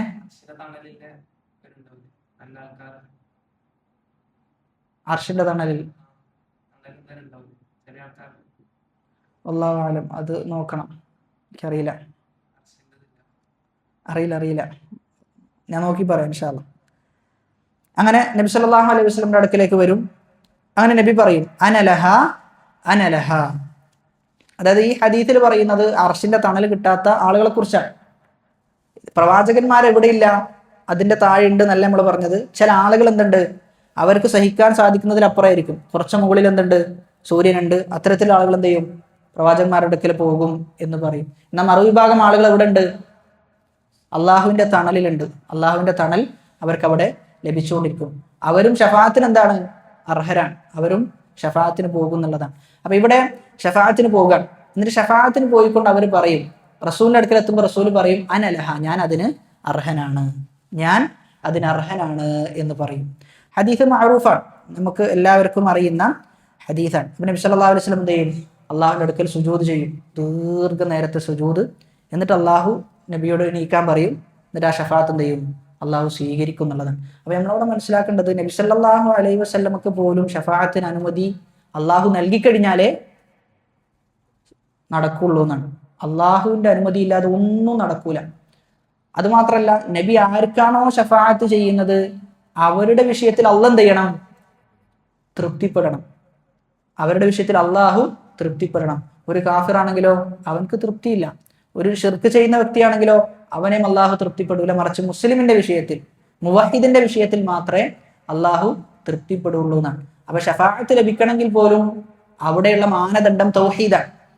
എന്നാൽ ഷഫാഅത്ത് ലഭിക്കണം എന്നതിന്റെ പേരിലാണ് ചില ആളുകൾ എന്ത് ചെയ്യുന്നത്? ആ തൗഹീദ് അട്ടിമറിച്ച് ഷിർക്ക് ചെയ്യുന്നത്. ലക്ഷ്യം എന്താ? ഷഫാഅത്ത് ലഭിക്കണം. ഷഫാഅത്ത് ലഭിക്കാൻ വേണ്ടത് എന്താ? തൗഹീദ്. അവർ തൗഹീദിന്റെ പകരം ചെയ്യുന്നതോ ഷിർക്കാണ്. എങ്ങനെ? അവർക്ക് ഷഫാഅത്ത് ഇല്ല. ഷഫാഅത്ത് മുസ്ലിങ്ങളെ പോകുള്ളൂ. അതിൽ പോകുള്ളൂ. വമാ ഫായിദതു ഹാദിഹി ശഫാഅ ഹത്താ യഫ്സില ബൈന الناس بالقضاء يوم القيامة فهي ليست شفاعة بجنة ونار وإنما هي شفاعة في فصل القضاء فالناس يريدون الراحة من هول الوقوف يوم القيامة نسأل الله أن يجعلنا ممن يظله يوم لا ظل إلا ظله. അപ്പൊ ഈ സന്ദർഭത്തിൽ ഷഫാഅത്തിന് പോകുന്ന ആളുകളെ കുറിച്ച് പറയാൻ, അവർ ആ ഖിയാമത്ത് നാളിന്റെ ആ സന്ദർഭത്തിൽ, ഇത് സ്വർഗത്തിലേക്കും നരകത്തിലേക്കുള്ള ഷഫാഅത്ത് അല്ല, പക്ഷെ ആ ഖിയാമത്ത് നാളിന്റെ ഭീകരതയാണ്. അതിന്റെ വളരെ കഠിനമായ ആ പ്രയാസത്തിൽ നിന്ന് രക്ഷപ്പെടണം. അതിനു വേണ്ടിയിട്ടാണ് ആരുടെ അടുക്കൽ പോകുന്നത്? റസൂലിന്റെ അടുക്കലേക്ക് പോകുന്നത്, ഓരോ പ്രവാചകന്മാരുടെ അടുക്കലേക്കും പോകുന്നത്. അതാണ് ഒന്നാമത്തെ ഷഫാഅത്ത്, അശ്ശഫാഅത്തുൽ ഉദ്മ, ഏറ്റവും വലിയ ഷഫാഅത്ത്. രണ്ടാമത്തെ ഷഫാഅത്ത് അശ്ശഫാഅത്തു ഫീ അഹ്ലിൽ ജന്നതി ലിയദ്ഖുലു അൽ ജന്ന, സ്വർഗത്തിലേക്ക് പ്രവേശിക്കാൻ വേണ്ടിയുള്ള ഷഫാഅത്താണ്. അത് സ്വർഗത്തിലെ ആളുകൾക്ക് നബി സല്ലല്ലാഹു അലൈഹി വസല്ലമ ചെയ്തു കൊടുക്കുന്ന ഷഫാഅത്താണ്. وهي من جملة خصوصيات رسول الله صلى الله عليه وسلم بالإجماع. ففي الحديث آتي باب الجنة يوم القيامة فأستفتح فيقول الخازن من أنت فأقول محمد فيقول بك أمرت لا أفتح لأحد قبلك. സ്വർഗത്തിലേക്ക് എത്തിക്കഴിഞ്ഞാൽ സ്വർഗത്തിന്റെ വാതിൽ തുറന്നിട്ടുണ്ടാകുമോ? ഇല്ല. നബി സല്ലല്ലാഹു അലൈഹി വസല്ലം അവിടെ പോകും. നബി പോയിട്ട് എന്ത് ചെയ്യും? നബി അവിടെ നിൽക്കും. എന്നിട്ട് എന്ത് ചെയ്യും? അവിടെയുള്ള സ്വർഗം കാക്കുന്ന മലക്കുണ്ടാവും, അദ്ദേഹത്തെ കാത്തു നിൽക്കും. എന്തിനു വേണ്ടി? സ്വർഗത്തിന്റെ വാതിൽ തുറക്കാൻ വേണ്ടി. നബിയുടെ പിന്നിൽ എല്ലാ സ്വർഗാവകാശികളും ഉണ്ടാകുന്നതാണ്. അപ്പൊ സ്വർഗത്തിന്റെ വാതിൽ തുറക്കപ്പെടുന്നതും നബിയുടെ ശഫാഅത്തിലൂടെയാണ്. ആ സമയത്ത് അവിടെയുള്ള കാവൽക്കാരൻ ചോദിക്കുന്നതാണ്, മൻ അൻത, താങ്കൾ ആരാണ് എന്ന് ചോദിക്കും. അപ്പൊ ഉത്തരം പറയും, മുഹമ്മദ്, ഞാൻ മുഹമ്മദാണ് സല്ലല്ലാഹു അലൈഹി വസല്ലം. ആ സമയത്ത് മറുപടി പറയും മലക്ക്, ബിക ഉമിർതു, നിന്നെ കൊണ്ടാണ് അള്ളാഹു എന്ത് ചെയ്തിട്ടുള്ളത്? എനിക്ക് കൽപ്പന നൽകിയിട്ടുള്ളത്. റസൂലുള്ളാഹി സ്വല്ലല്ലാഹു അലൈഹി വസല്ലം വന്നു കഴിഞ്ഞാൽ നീ എന്ത് ചെയ്യണം? തുറന്നു കൊടുക്കണം എന്ന് പറഞ്ഞിട്ടുണ്ട്. ലാ അഫ്തഹു ലി അഹദിൻ ഖബ്ലക, താങ്കളുടെ മുമ്പ് ആര് വന്നാലും ശരി അവർക്ക് എന്ത് ചെയ്യൂല? തുറന്നു കൊടുക്കുകയില്ല, താങ്കൾക്കാണ് തുറന്നു തരിക. അതാണ് രണ്ടാമത്തെ ഷഫാഅത്ത്. മൂന്നാമത്തെ ഷഫാഅത്തുഹു സല്ലല്ലാഹു അലൈഹി വസല്ലം ഫി അമ്മിഹി അബീ താലിബ്, അബൂ താലിബിനുള്ള ഷഫാഅത്താണ്. അബൂ താലിബിന് ശിക്ഷയിൽ എന്തുണ്ടാകും? ഒരു ഇളവുണ്ടാകും. അത് നബി സല്ലല്ലാഹു അലൈഹി വസല്ലമയുടെ മൂന്നാമത്തെ ഷഫാഅത്തായിട്ടാണ് മനസ്സിലാക്കേണ്ടത്. യാ റസൂലല്ലാഹ് ഹൽ നഫഅത അബാ താലിബിൻ ബിശൈഇൻ ഫഇന്നഹു കാന യഹൂതുക വയഗ്ദബു ലക ഖാല നഅം ഹുവ ഫി ളാഹിൻ മിനൻ നാർ ലൗലാ അന ലകാന ഫി ദർകിൽ അസ്ഫലി മിനൻ നാർ. ഹദീസിൽ പറയുന്നത്, നബി സല്ലല്ലാഹു അലൈഹി വസല്ലം ഒരു സഹാബി ചോദിക്കാൻ, അല്ല റസൂലേ, അബൂ താലിബ് താങ്കൾക്ക് ഒരുപാട് ഉപകാരം ചെയ്തിട്ടുണ്ടല്ലോ. ഒരു കുടുംബക്കാരൻ എന്ന നിലയിൽ റസൂലിന്റെ പ്രബോധനത്തിന് ഏറ്റവും വലിയ തണലായി മാറിയത് അബൂ താലിബാണ്. അവിടെയാണ് നമ്മൾ മനസ്സിലാക്കേണ്ടത്, കുടുംബക്കാരെന്ത് ചെയ്യും? ചില സമയത്ത് നമുക്ക് ഏറെ ഉപകാരപ്പെടുന്ന ആളുകളാണ്. അതുകൊണ്ട് തന്നെ എന്ത് ചെയ്യാൻ പാടില്ല? കുടുംബ ബന്ധം വിച്ഛേദിക്കരുത് എന്ന് ഹദീസിൽ പറയാനുള്ള ഗൗരവം അതാണ്. കുടുംബബന്ധം മുറിച്ചു കഴിഞ്ഞാൽ അവൻ സ്വർഗത്തിൽ പ്രവേശിക്കൂല എന്നുള്ളതാണ്. അങ്ങനെ ഹദീസ് എന്ത് ചെയ്തിട്ടുണ്ട്? ആ വിഷയത്തിൽ വന്നിട്ടുണ്ട്. അത്രയും ഗൗരവം ഉള്ളതുകൊണ്ടാണ്. അപ്പൊ അബൂ താലിബിന് എന്തെങ്കിലും ഉപകാരം താങ്കൾ ചെയ്തിട്ടുണ്ടോ എന്ന് ചോദിക്കുമ്പോൾ റസൂൽ പറയാണ്, നഅം, ഞാൻ ചെയ്തിട്ടുണ്ട്. അതെന്താ? ഹുവ ഫീ ളാഹിൻ മിനൻ നാർ, അദ്ദേഹത്തിന് നരകത്തിൽ ലഭിക്കുന്ന ശിക്ഷ വളരെ ചെറിയ ശിക്ഷയാണെന്നാണ്. വളരെ ചെറിയ ശിക്ഷ. അത് ഞാൻ കാരണമാണ് അത് ലഭിച്ചത്. ഞാൻ ഇല്ലായിരുന്നെങ്കിൽ ലകാന ഫി ദർകിൽ അസ്ഫലി മിനൻ നാർ, നരകത്തിന്റെ ഏറ്റവും അടിത്തട്ടിലായിരിക്കും ആരുണ്ടാകുക? അബൂ താലിബ് ഉണ്ടാവുക. അബൂ താലിബിന്റെ ശിക്ഷയെ കുറിച്ച് പറയുന്നത്, ആ ശിക്ഷയുടെ കാഠിന്യം തന്നെ നമുക്ക് എന്ത് ചെയ്യാൻ പറ്റൂല? സഹിക്കാൻ പറ്റൂല എന്നുള്ളതാണ്. താങ്ങാൻ പറ്റാത്തതിനും അപ്പുറമാണ് അബൂ താലിബ് പോലും റസൂലിന്റെ ഷഫാഅത്ത് ലഭിച്ചതിന് ശേഷം പോലും സഹിച്ചുകൊണ്ടിരിക്കുന്നത്. ഇനി നാലാമത്തെ ഷഫാഅത്ത്, അശ്ശഫാഅത്തു ഹിയ അഹ്ലുൽ കബായിർ മിമ്മൻ മാത മുസിറൻ അലാ ബഅ്ദിൽ ദുനൂബി വൽ മആസി. ചില തിന്മകൾ ചെയ്ത് ആ തിന്മയിലായിക്കൊണ്ട് ഇങ്ങനെ ജീവിച്ച് മരണപ്പെട്ടു പോയ ആളുകളുണ്ട്. അള്ളാഹു കാത്തുരക്ഷിക്കുമാറാകട്ടെ. അത് തിന്മകൾ എന്നത് ചില സമയത്ത് നമ്മൾ സൈക്കിളിൽ അകപ്പെടുന്ന ഒരു അവസ്ഥ ഉണ്ടാകും. ആ തിന്മയുടെ സൈക്കിൾ എന്ത് ചെയ്യും? വീണ്ടും വീണ്ടും വീണ്ടും ആവർത്തിക്കപ്പെടുന്ന അവസ്ഥകൾ ഉണ്ടാകും. അത് തുടങ്ങാതിരിക്കുക എന്നുള്ളതാണ് ഏറ്റവും വലിയ മരുന്ന്. തുടങ്ങിക്കഴിഞ്ഞാൽ അതെന്ത് ചെയ്യും? ആവർത്തിക്കപ്പെടും. എന്തുകൊണ്ട് ആവർത്തിക്കപ്പെടുന്നു എന്ന് ചോദിച്ചാൽ, നമ്മുടെ ബ്രെയിൻ എന്ത് ചെയ്യും? ഏകദേശം ആ തിന്മകൾ ചെയ്ത് ഡാമേജ് ആകും. ബ്രെയിൻ റീവയർ ചെയ്യപ്പെടും. റീവയർ ചെയ്യപ്പെട്ട് കഴിഞ്ഞാൽ നമ്മൾ വിചാരിക്കുന്ന കോലത്തിലല്ല ബ്രെയിൻ എന്ത് ചെയ്യാം? വർക്കാകും. അതുകൊണ്ട് തന്നെ ആ തിന്മ വീണ്ടും വീണ്ടും നമ്മുടെ മനസ്സിലേക്ക് വരികയും ആ തിന്മ വീണ്ടും ചെയ്യുന്ന അവസ്ഥകൾ ഉണ്ടാകും. അതുകൊണ്ട് ആദ്യം തന്നെ ആ തിന്മയുടെ വാതിൽ അടക്കുക എന്നുള്ളതാണ്. ആദ്യം തന്നെ ആ തിന്മയുടെ വാതിൽ അടക്കുക. അതുകൊണ്ടാണ് ഖുർആൻ തിന്മയുമായി ബന്ധപ്പെട്ട് പറഞ്ഞിടത്തെല്ലാം പറയുന്നത് എന്താ? വലാ തഖ്റബു സിന, സിനയിലേക്ക് അടുക്കരുത്, സിന ചെയ്യരുത് എന്നല്ല. അതേപോലെ തന്നെ ഷഹ്വാത്തുകൾ, അതിലേക്ക് നിങ്ങൾ എന്ത് ചെയ്യരുത്? അടുക്കരുത്. ഒക്കെ അടുക്കരുത് എന്നാ പറഞ്ഞത്. കാരണം അടുപ്പം ഏതിലേക്ക് എത്തിക്കും? അത് പ്രവർത്തിക്കുന്നതിലേക്ക് എത്തിക്കും എന്നുള്ളതാണ്. അതുകൊണ്ടാണ് നമ്മൾ ഏതെങ്കിലും ഒരു സോഷ്യൽ മീഡിയ പ്ലാറ്റ്ഫോം ഉപയോഗിക്കുന്നവരാണ് എങ്കിൽ ആ സോഷ്യൽ മീഡിയ പ്ലാറ്റ്ഫോമിലൂടെ അത് ഒരു തിന്മയിലേക്ക് കാരണമാകുന്നെങ്കിൽ അതെന്ത് ചെയ്യണം? നമ്മൾ നിർത്തന്നെ വേണം. അല്ല എങ്കിൽ ആ തിന്മ എന്ത് ചെയ്യും? തുടർന്നുകൊണ്ടേയിരിക്കും. അതുകൊണ്ട് തന്നെ പരമാവധി അത്തരം സോഷ്യൽ മീഡിയകളിൽ നിന്നൊക്കെ അത്യാവശ്യം ഉപയോഗിക്കുക എന്നല്ലാതെ ബാക്കി എല്ലാത്തിൽ നിന്നും വിട്ടു നിൽക്കുക എന്നുള്ളതാണ് ഏറ്റവും ഹൈർ. അതാണ് നമ്മുടെ പഠനത്തിനും നമ്മുടെ ഹൃദയത്തിന്റെ സംസ്കരണത്തിനും നമ്മുടെ ജീവിത വിശുദ്ധിക്കും അതേപോലെ എല്ലാത്തിനും ഏറ്റവും നല്ലത് അത്തരം കാര്യങ്ങൾ ഡിലീറ്റ് ചെയ്ത് ആവശ്യത്തിന് മാത്രം ഉപയോഗിക്കുന്ന രൂപം കാണുക എന്നുള്ളതാണ്. നമ്മളിൽ പല ആളുകളും ഫോൺ അഡിക്ഷനിലാണ്. എത്ര സമയം നമ്മൾ അതിൽ ചെലവഴിക്കുന്നു എന്ന് ആത്മാർത്ഥമായി ആലോചിച്ചാൽ തന്നെ നമുക്ക് മനസ്സിലാവും എത്ര സമയമാണ് ഓരോ ദിവസവും നമ്മൾ നഷ്ടപ്പെടുത്തുന്നത് എന്ന്. അതുകൊണ്ട് തന്നെ നമ്മൾ എത്തിപ്പെടുന്ന വൻപാപങ്ങൾ, ആ വൻപാപത്തിലേക്ക് എത്താൻ പലപ്പോഴും കാരണമായി തീരാറുള്ളത് ഈ ഫോണുകളാണ്. അതുകൊണ്ട് തന്നെ വളരെയധികം സൂക്ഷ്മത ആവശ്യത്തിൽ പുലർത്തേണ്ടതുണ്ട്. റസൂലുള്ളാഹി സ്വല്ലല്ലാഹു അലൈഹി വസല്ലമയുടെ ഷഫാഅത്ത് ഇത്തരം വൻപാപം ചെയ്ത ആളുകൾക്കുണ്ട് എന്നാണ് പറഞ്ഞു വന്നത്. അതിൽ ഒന്നാമത്തെ ഷഫാഅത്ത് ഷഫാഅത്തു ഇഖ്റാജിൻ, അവർ നരകത്തിലേക്ക് പ്രവേശിച്ചു, നരകത്തിൽ നിന്ന് പുറത്തു കൊണ്ടുവരാനുള്ള ഷഫാഅത്ത്. രണ്ടാമത്തേത് ഷഫാഅത്തു ഇംതിനാഇൻ, ഷഫാഅത്തു ഫി അസ്ഹാബിൽ കബാഇരി ഖദ് ഇസ്തഹഖു ദുഖൂലൻ നാർ വലാകിൻ തുദ്രികുഹും റഹ്മത്തുള്ളാഹി തആല ബിശ്ശഫാഅത്തി ഖബ്ല അൻ യൽജൂഹാ. ചില ആളുകൾ ഒരുപാട് തിന്മകൾ ചെയ്തിട്ടുണ്ടാകും, വൻപാപങ്ങൾ. റസൂൽ ഷഫാഅത്ത് ചെയ്യും, അവരെന്ത് ചെയ്യണ്ട, റബ്ബേ അവരെ നീ നരകത്തിൽ പ്രവേശിപ്പിക്കണ്ട. അങ്ങനെ അള്ളാന്റെ റഹ്മത്ത് മൂലം എന്ത് ചെയ്യും, സ്വർഗത്തിലേക്ക് പ്രവേശിപ്പിക്കപ്പെടുന്ന അവസ്ഥ ഉണ്ടാകും. അപ്പോൾ അസ്ഹാബുൽ കബായിർ, വൻപാപം ചെയ്ത ആളുകൾക്ക് രണ്ട് രൂപത്തിലുള്ള ഷഫാഅത്താണ്. ഒന്ന്, വൻപാപം ചെയ്ത് നരകത്തിലേക്ക് എത്തി അതിൽ നിന്ന് പുറത്തു കൊണ്ടുവരാനുള്ള ഷഫാഅത്ത്. രണ്ട്, വൻപാപം ചെയ്ത് നരകത്തിലേക്ക് എത്തിയിട്ടില്ല, അതിൻ്റെ മുമ്പ് എന്ത് ചെയ്യാണ്, ഷഫാഅത്ത് ചെയ്ത് അവരെ സ്വർഗത്തിലേക്ക് പ്രവേശിപ്പിക്കുകയാണ്. ഒന്ന്, എത്തിയ ആളുകളെ രക്ഷപ്പെടുത്തുക. രണ്ടാമത്തേത്, തടയുക, അവരെ എന്നിട്ട് സ്വർഗത്തിലേക്ക് പ്രവേശിപ്പിക്കുക.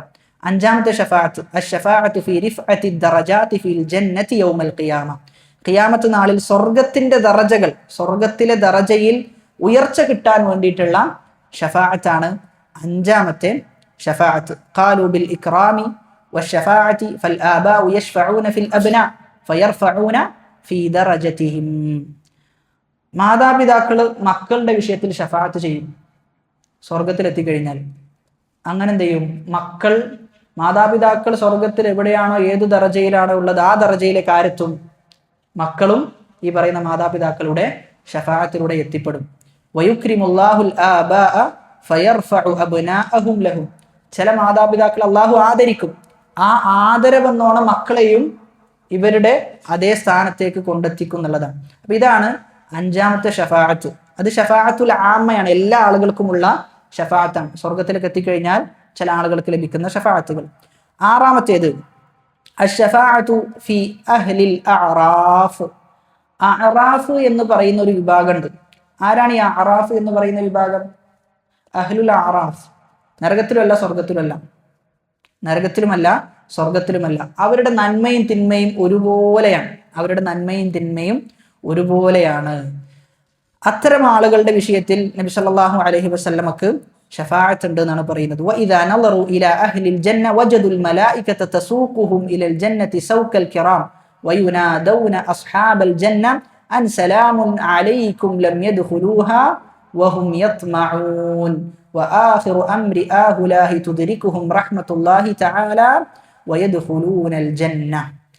അവർക്ക് നരകവും കാണാൻ പറ്റും, സ്വർഗവും കാണാൻ പറ്റും എന്നുള്ളതാണ്. കാരണം മധ്യത്തിലാണ് നിൽക്കുന്നത്, നരകവും കാണും സ്വർഗവും കാണും. സ്വർഗത്തിലേക്ക് മലക്കുകൾ ആളുകളെ ആനയിച്ചു കൊണ്ടുപോകുന്നത്, അവരോട് സലാം പറയുന്നത്, നല്ല അഭിവാദ്യങ്ങൾ പറയുന്നത്, ഇതൊക്കെ അവര് കണ്ടുകൊണ്ടിരിക്കും. എന്നിട്ട് അവസാനം അള്ളാഹിന്റെ റഹ്മത്ത് എന്ത് ചെയ്യും, അവർക്ക് ലഭിക്കുകയും ആ റഹ്മത്ത് മൂലം അള്ളാഹു അവരെ സ്വർഗത്തിൽ പ്രവേശിപ്പിക്കുകയും ചെയ്യും. വഹാദിഹി ജുമലുൻ മിന ശഫാഅത്തി അല്ലതി സബതത് ബിദലീലിൻ സഹീഹിൻ വബിമാ അന്നൽ അസ്ല ഫി ശഫാഅത്തി അത്തൗഖീഫ്. ഷഫാഅത്തിന്റെ അടിസ്ഥാനം തൗഖീഫാണ്.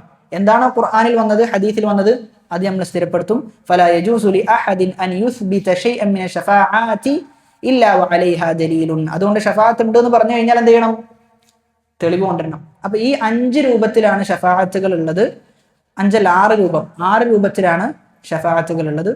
ഈ മതത്തിന്റെ അടുത്ത ഭാഗം വൽ ഈമാനു അന്നൽ മസീഹ ദജ്ജാൽ ഖാരിജുൻ മക്തൂബുൻ ബൈന ഐനൈഹി കാഫിറുൻ വൽ അഹാദീസു അല്ലതി ജാഅത് ഫീഹി വൽ ഈമാനു ബിഅന്ന ദാലിക കായിനുൻ വഅന്ന ഈസ ഇബ്ന മർയം അലൈഹിസ്സലാം യൻസിലു ഫയഖ്തുലുഹു ബിബാബിലുദ്ദിൻ.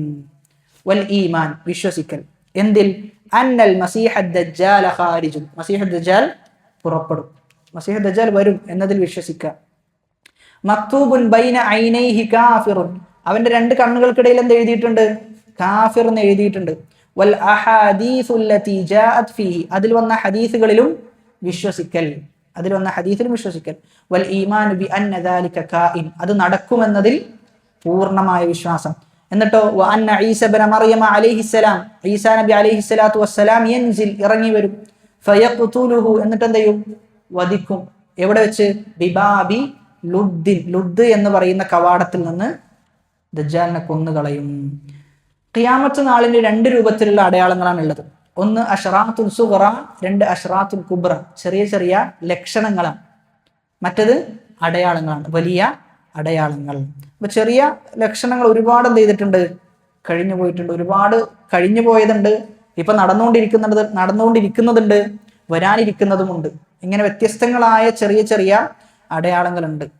അപ്പൊ ദജ്ജാൽ പുറപ്പെടും എന്ന വിഷയത്തിൽ നമുക്ക് ഒരു സംശയവും ഉണ്ടാകാൻ പാടില്ല. പൂർണ്ണമായിട്ട് എന്ത് ചെയ്യണം, വിശ്വസിക്കണം, പൂർണ്ണമായും വിശ്വസിക്കണം.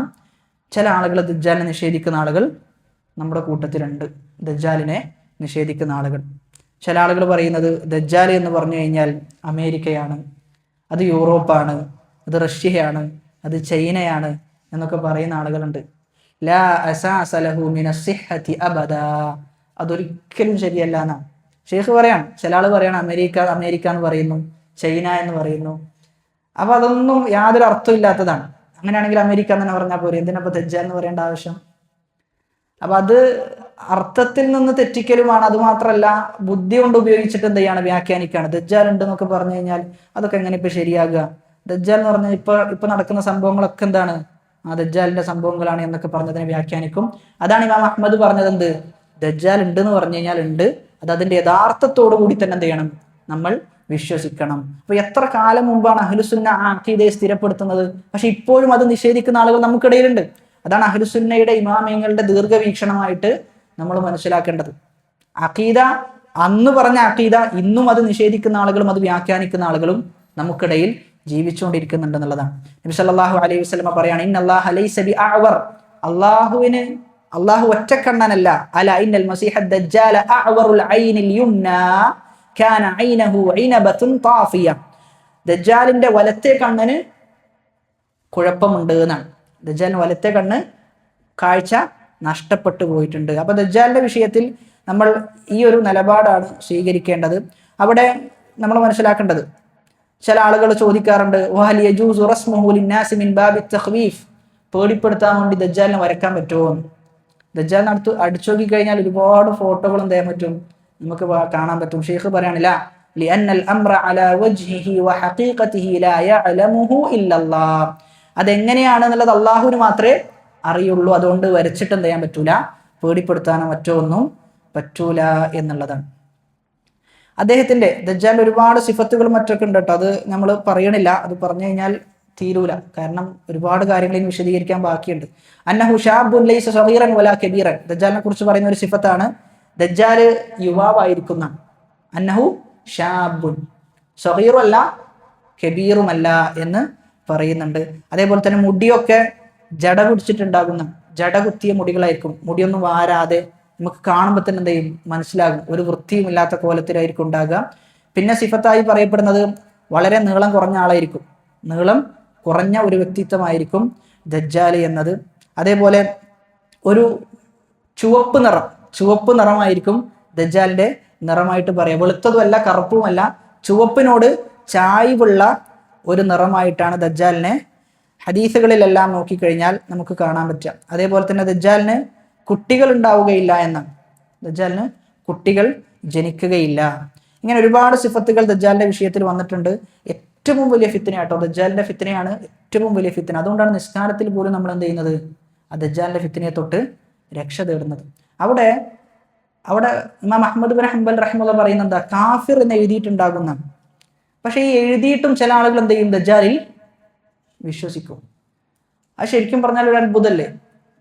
കാഫിർ എന്ന് എഴുതിയിട്ടുണ്ട് എന്നിട്ടും നമ്മൾ വിശ്വസിക്കുക എന്ന് പറഞ്ഞു കഴിഞ്ഞാൽ ഒരു അത്ഭുതമില്ല.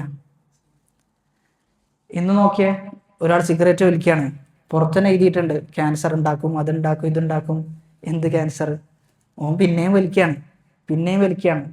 അത് മാത്രമല്ല, ഇന്ന് ആളുകൾ ഫോളോ ചെയ്യുന്ന, അവർ സെലിബ്രിറ്റികളായി നടന്നുകൊണ്ടിരിക്കുന്ന ചില സെലിബ്രിറ്റികളെ ആളുകൾ ഫോളോ ചെയ്യുന്നുണ്ട്. അവരുടെ അവസ്ഥ എന്താ? തിന്മകൾ മാത്രം പ്രചരിപ്പിക്കുന്ന ആളുകളാണ്. ഒരു നന്മയും അതിലില്ല. എന്തെങ്കിലും പ്രൊഡക്റ്റീവായത് ചെയ്യുന്നുണ്ടോ? ഇല്ല. അവർ രാവിലെ എഴുന്നേറ്റതും ഉച്ചക്ക് എവിടെയെങ്കിലും പോയതും രാത്രി കഴിഞ്ഞ് ഭക്ഷണം കഴിച്ച് വന്നതും ഇതൊക്കെയാണ് പോസ്റ്റ് ചെയ്യാം. നമ്മളാണെങ്കിലോ ഇത് നോക്കി കുത്തിരിക്കും ചെയ്യും. അപ്പൊ എന്തെങ്കിലും ഒരു ഉപകാരം ഉണ്ടോന്ന് ചോദിച്ചാൽ, അപ്പൊ ഇത് നമ്മൾ മനസ്സിലാക്കേണ്ടതെന്ന് വെച്ചാൽ, നമ്മൾ തന്നെ ചില കാര്യങ്ങൾ ചെയ്യാൻ പാടില്ല എന്നറിഞ്ഞിട്ടും അതിൻ്റെ കോൺസിക്വൻസ് ഒക്കെ അറിഞ്ഞിട്ടും നമ്മൾ ചെയ്യുന്നുണ്ട്. അപ്പൊ ദജ്ജാലിന്റെ വിഷയത്തിൽ നമ്മൾ അധികമായ ഭയം നമുക്കുണ്ടാകണം. അതുകൊണ്ട് നിസ്കാരത്തിൽ പ്രാർത്ഥിക്കുന്ന സമയത്ത് വളരെ ആത്മാർത്ഥമായിട്ട് എന്ത് ചെയ്യണം, അതിന് അർത്ഥം ഉൾക്കൊള്ളുകൊണ്ട് നമ്മൾ പ്രാർത്ഥിക്കണം. മിൻ ഫിത്നത്തിൽ മസീഹി ദജ്ജാൽ, ദജ്ജാലിന്റെ ഫിത്നയിൽ നിന്ന് രക്ഷപ്പെടുത്തണേ എന്ന പ്രാർത്ഥന വളരെ പ്രധാനമാണ്. ദജ്ജാലിന്റെ ഫിത്നയെ കുറിച്ച് പറയുന്നത്, ദജ്ജാൽ പെട്ടെന്ന് എന്ത് ചെയ്യും, ഭൂമി മൊത്തം കവർ ചെയ്യുന്ന അവസ്ഥയുണ്ടാകും എന്ന് പറയുന്നുണ്ട്. ഇനി നമുക്ക് അടുത്ത അവസ്ഥയിലേക്ക് കടക്കാം, അടുത്ത മത്തനിലേക്ക് കടക്കാം.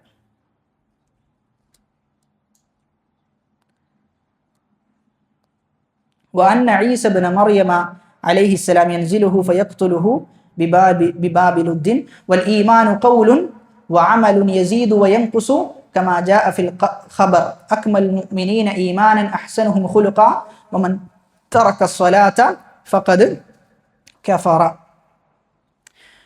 ദജ്ജാലിനെ കുറിച്ച് ഒരുപാട് പറയാനുണ്ട് കേട്ടോ. ദജ്ജാലിൽ നിന്ന് എങ്ങനെയാ രക്ഷ നേടുക? ഒരു ഗ്ലാസ് തന്നെ എന്ത് ചെയ്യേണ്ടി വരും, ദജ്ജാലിനെ കുറിച്ച് പറയാൻ വേണ്ടി മാത്രം വെക്കേണ്ടി വരും. അതുകൊണ്ട് നമ്മൾ സുൽസുന്ന തീരണമെങ്കിൽ അടുത്ത കാര്യങ്ങൾ എടുത്തു പോയി കഴിഞ്ഞാലേ തീരുള്ളൂ ഇൻഷാ അല്ലാഹ്. അതുകൊണ്ട് നമ്മൾ കുറച്ചൊന്ന് പെട്ടെന്ന് പോവുകയാണ്. വൽ ഈമാനു, ഈമാൻ എന്ന് പറഞ്ഞു കഴിഞ്ഞാൽ കൗലുണ്ട് അമലുൻ, കൗലുൻ വ അമലുൻ, സംസാരവുമുണ്ട് അമലുമുണ്ട്. യസീദു, അത് വർദ്ധിക്കും, ഈമാനിൽ വർധനമുണ്ടാകും. വയൻഖുസു, കുറയുകയും ചെയ്യും. കമാ ജാഅ ഫിൽ ഖബർ, ഹദീസിൽ വന്നതുപോലെ അക്മലുൽ മുഅ്മിനീന ഈമാനൻ അഹ്സനുഹും ഖുലുഖാ. അപ്പം നോക്കിയേ, അക്മലുൽ മുഅ്മിനീന എന്നാണ്, ഈമാനിൽ ഏറ്റവും പൂർണ്ണത നിറഞ്ഞത്. അപ്പൊ അത് അറിയിക്കുന്ന എന്താ, പൂർണ്ണത നിറയാത്ത, പൂർണ്ണതയിലേക്ക് എത്താത്ത ഈമാനുണ്ട് എന്നാണ് അറിയിക്കുന്നത്. അടുത്തതോ വമൻ തറക സ്വലാത്ത ഫഖദ് കഫർ, നിസ്കാരം ഒഴിവാക്കി കഴിഞ്ഞാൽ അവൻ അവിശ്വാസിയായിരിക്കുന്നു. അപ്പൊ ഈമാനിന്റെ വിഷയത്തിൽ നമ്മൾ മനസ്സിലാക്കേണ്ട മസ്അലകളാണ് പറയുന്നത്. ഒന്നാമത്തേത് ഈമാനിന്റെ ഭാഷാപരമായ അർത്ഥം, അത്തസ്ദീഖുൽ മഖ്റൂനു ബിൽ ഇഖ്റാർ. ഒരാൾ മുഅ്മിനാണെങ്കിൽ സത്യപ്പെടുത്തണം. എങ്ങനെ സത്യപ്പെടുത്തണം? അംഗീകരിക്കുന്നതോടൊപ്പം സത്യപ്പെടുത്തണം. അംഗീകാരവും ഉണ്ടാകണം, സത്യപ്പെടുത്തലും ഉണ്ടാകണം. മുനാഫിഖീങ്ങൾ അംഗീകരിച്ചു, സത്യപ്പെടുത്തിയോ? ഇല്ല. മുഅ്മിനീങ്ങളോ അംഗീകരിക്കുകയും ചെയ്യുന്നു, സത്യപ്പെടുത്തുകയും ചെയ്യുന്നു. കാഫിറുകളോ അംഗീകരിക്കുകയും ചെയ്തിട്ടില്ല, സത്യപ്പെടുത്തുകയും ചെയ്തിട്ടില്ല. എന്നാൽ ഇസ്തിലാഹിൽ ഈമാൻ എന്ന് പറഞ്ഞാൽ ഖൗലുൻ ബിൽ ലിസാൻ, ഇഅ്തിഖാദുൻ ബിൽ ജിനാൻ, അമലുൻ ബിൽ ജവാരിഹി വൽ അർക്കാൻ, യസീദു ബിത്താഅ വയൻഖുസു ബിൽ ഇസ്യാൻ. എന്താണ് ഈമാൻ എന്ന് ചോദിച്ചു കഴിഞ്ഞാൽ നമുക്ക് മറുപടി പറയാൻ പറ്റണം. ഈമാൻ എന്ന് പറഞ്ഞാൽ 4 നൂനുകളാണ്. ഈമാൻ എന്ന് പറഞ്ഞാൽ 4 നൂനുകൾ. ഖൗലുൻ ബിൽ ലിസാൻ, നാവ് കൊണ്ട് പറയലാണ്. ഇഅ്തിഖാദുൻ ബിൽ ജിനാൻ, നാവ് കൊണ്ട് പ്രഖ്യാപിച്ചാൽ മാത്രം പോരാ, ഹൃദയം കൊണ്ട് വിശ്വസിക്കണം. അമലുൻ ബിൽ ജവാരിഹി വൽ അർക്കാൻ, നമ്മൾ അമലുകൾ ചെയ്യണം. നാലാമത്തേത് യസീദു ബിത്താഅ, അനുസരിച്ചു കഴിഞ്ഞാൽ വർദ്ധിക്കും. വയൻഖുസു ബിൽ ഇസ്യാൻ, തിന്മ ചെയ്തു കഴിഞ്ഞാൽ കുറയും. ഖൗലുൻ ബിൽ ലിസാൻ, ഇഅ്തിഖാദുൻ ബിൽ ജിനാൻ, അമലുൻ ബിൽ ജവാരിഹി വൽ അർക്കാൻ, യസീദു ബിത്താഅ വയൻഖുസു ബിൽ ഇസ്യാൻ. ഇത് അറബിയിൽ തന്നെ നമ്മൾ പഠിക്കാൻ പരിശ്രമിക്കണം. ഈമാൻ എന്ന് പറഞ്ഞാൽ 4 നൂനുകളാണ്.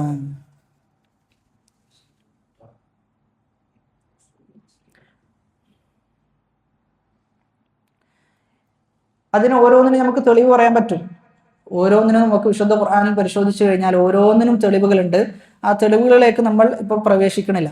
രണ്ടാമത്തെ ഖാഇദ, രണ്ടാമത്തെ അടിസ്ഥാനം എന്നുള്ളത് വഹിയ ഫുർഖാനുൻ ബൈനനാ വബൈന മദ്ഹബിൽ വഈദിയ്യ മിനൽ മുഅ്തസിലതി വൽ ഖവാരിജ് അൽ അഅമാലു അല്ലതി ഹിയ റുക്നുൻ ഫിൽ ഈമാനി ജിൻസുൽ അമൽ ലാ ആഹാദുഹു ഇല്ലാ ബിദലീലിൻ എന്നതാണ്. അത് രണ്ടാമത്തേത് ചില അമലുകൾ കുറിച്ച് പറയാം. ബിമാന ലൗ അന്ന ഇൻസാനൻ ഖാല അഷ്ഹദു അൻ ലാ ഇലാഹ ഇല്ലല്ലാഹ് വ അന്ന മുഹമ്മദൻ റസൂലുള്ളാഹ് ثم اكتفي بهذا لم يصلي ولم يصم ولم يزكي ولم يحج ولم يفعل شيئا من جنس الأعمال فهل هذا مؤمن. ഒരാൾ ഷഹാദത്ത് ചൊല്ലി, അഷ്ഹദു അൻ ലാ ഇലാഹ ഇല്ലല്ലാഹ് പറഞ്ഞു, അഷ്ഹദു അന്ന മുഹമ്മദൻ റസൂലുള്ളാഹി പറഞ്ഞു, എന്നാൽ നിസ്കരിക്കണില്ല, നോമ്പ് നോക്കണില്ല, ഹജ്ജ് ചെയ്യുന്നില്ല, ഒന്നും ചെയ്യണില്ല, ഓ മുഅ്മിനാണോ?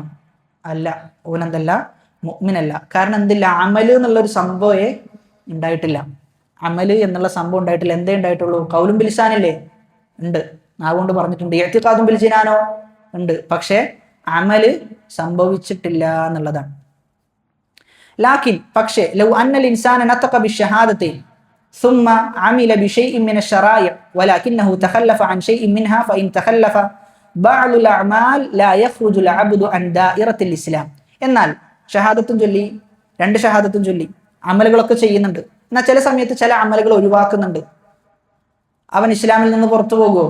ഇല്ല, അവൻ ഇസ്ലാമിൽ നിന്ന് പുറത്തു പോകില്ല. അപ്പൊ മൊത്തത്തിൽ അമലുകൾ ചെയ്യാതിരുന്നു കഴിഞ്ഞാലാണ് ഈമാനിന്റെ വൃത്തത്തിൽ നിന്ന് ഒരാൾ പുറത്തു പോവുക. അതാണ് ഖാഇദയെ അടിസ്ഥാനത്തിൽ പറഞ്ഞത്, അല്ല അമാലുല്ലതി ഹിയ റുക്നുൻ ഫിൽ ഈമാൻ ജിൻസുൽ അമൽ ലാ ആഹാദുഹു ഇല്ലാ ബിദലീലിൻ. അല്ല അമാൽ പ്രവർത്തനങ്ങൾ, അല്ലതി ഹിയ റുക്നുൻ ഫിൽ ഈമാൻ ഈമാനിന്റെ അടിസ്ഥാനപരമായ അമലുകൾ എന്ന് പറഞ്ഞു കഴിഞ്ഞാൽ ജിൻസുൽ അമൽ മൊത്തത്തിലുള്ള അമലുകളാണ്. ലാ ആഹാദുഹു ഓരോന്നുമല്ല, ഇല്ലാ ബിദലീലിൻ. ഇനി ഓരോന്നും ഏതെങ്കിലും ഒന്നൊഴിവാക്കിയാൽ ഇസ്ലാമിൽ നിന്ന് പുറത്ത് എന്ന് പറയണമെങ്കിൽ എന്ത് വേണം? തെളിവ് വേണം. മൊത്തത്തിൽ ഒഴിവാക്കി കഴിഞ്ഞാൽ ഇസ്ലാമിൽ നിന്ന് പുറത്തു പോകും എന്നതിൽ യാതൊരു സംശയമില്ല. ഇനി ഇന്ന അമല് ചെയ്താൽ ഇസ്ലാമിൽ നിന്ന് പുറത്താണ് എന്നൊരാൾ വാദിക്കുകയാണെങ്കിൽ അയാൾ എന്ത് ചെയ്യണം? തെളിവ് കൊണ്ടുവരണം. ഇത് ഖവാരിജുകൾക്കുള്ള മറുപടിയാണ്. ഖവാരിജുകൾക്ക് മുഅ്തസിലാക്കൾക്കുള്ള മറുപടിയാണ്. ഖവാരിജ് എന്താ ചെയ്യുക? ഖവാരിജുകൾ പറയും കൊന്നു കഴിഞ്ഞാൽ അവൻ നരകത്തിലാണ് എന്ന് പറയും.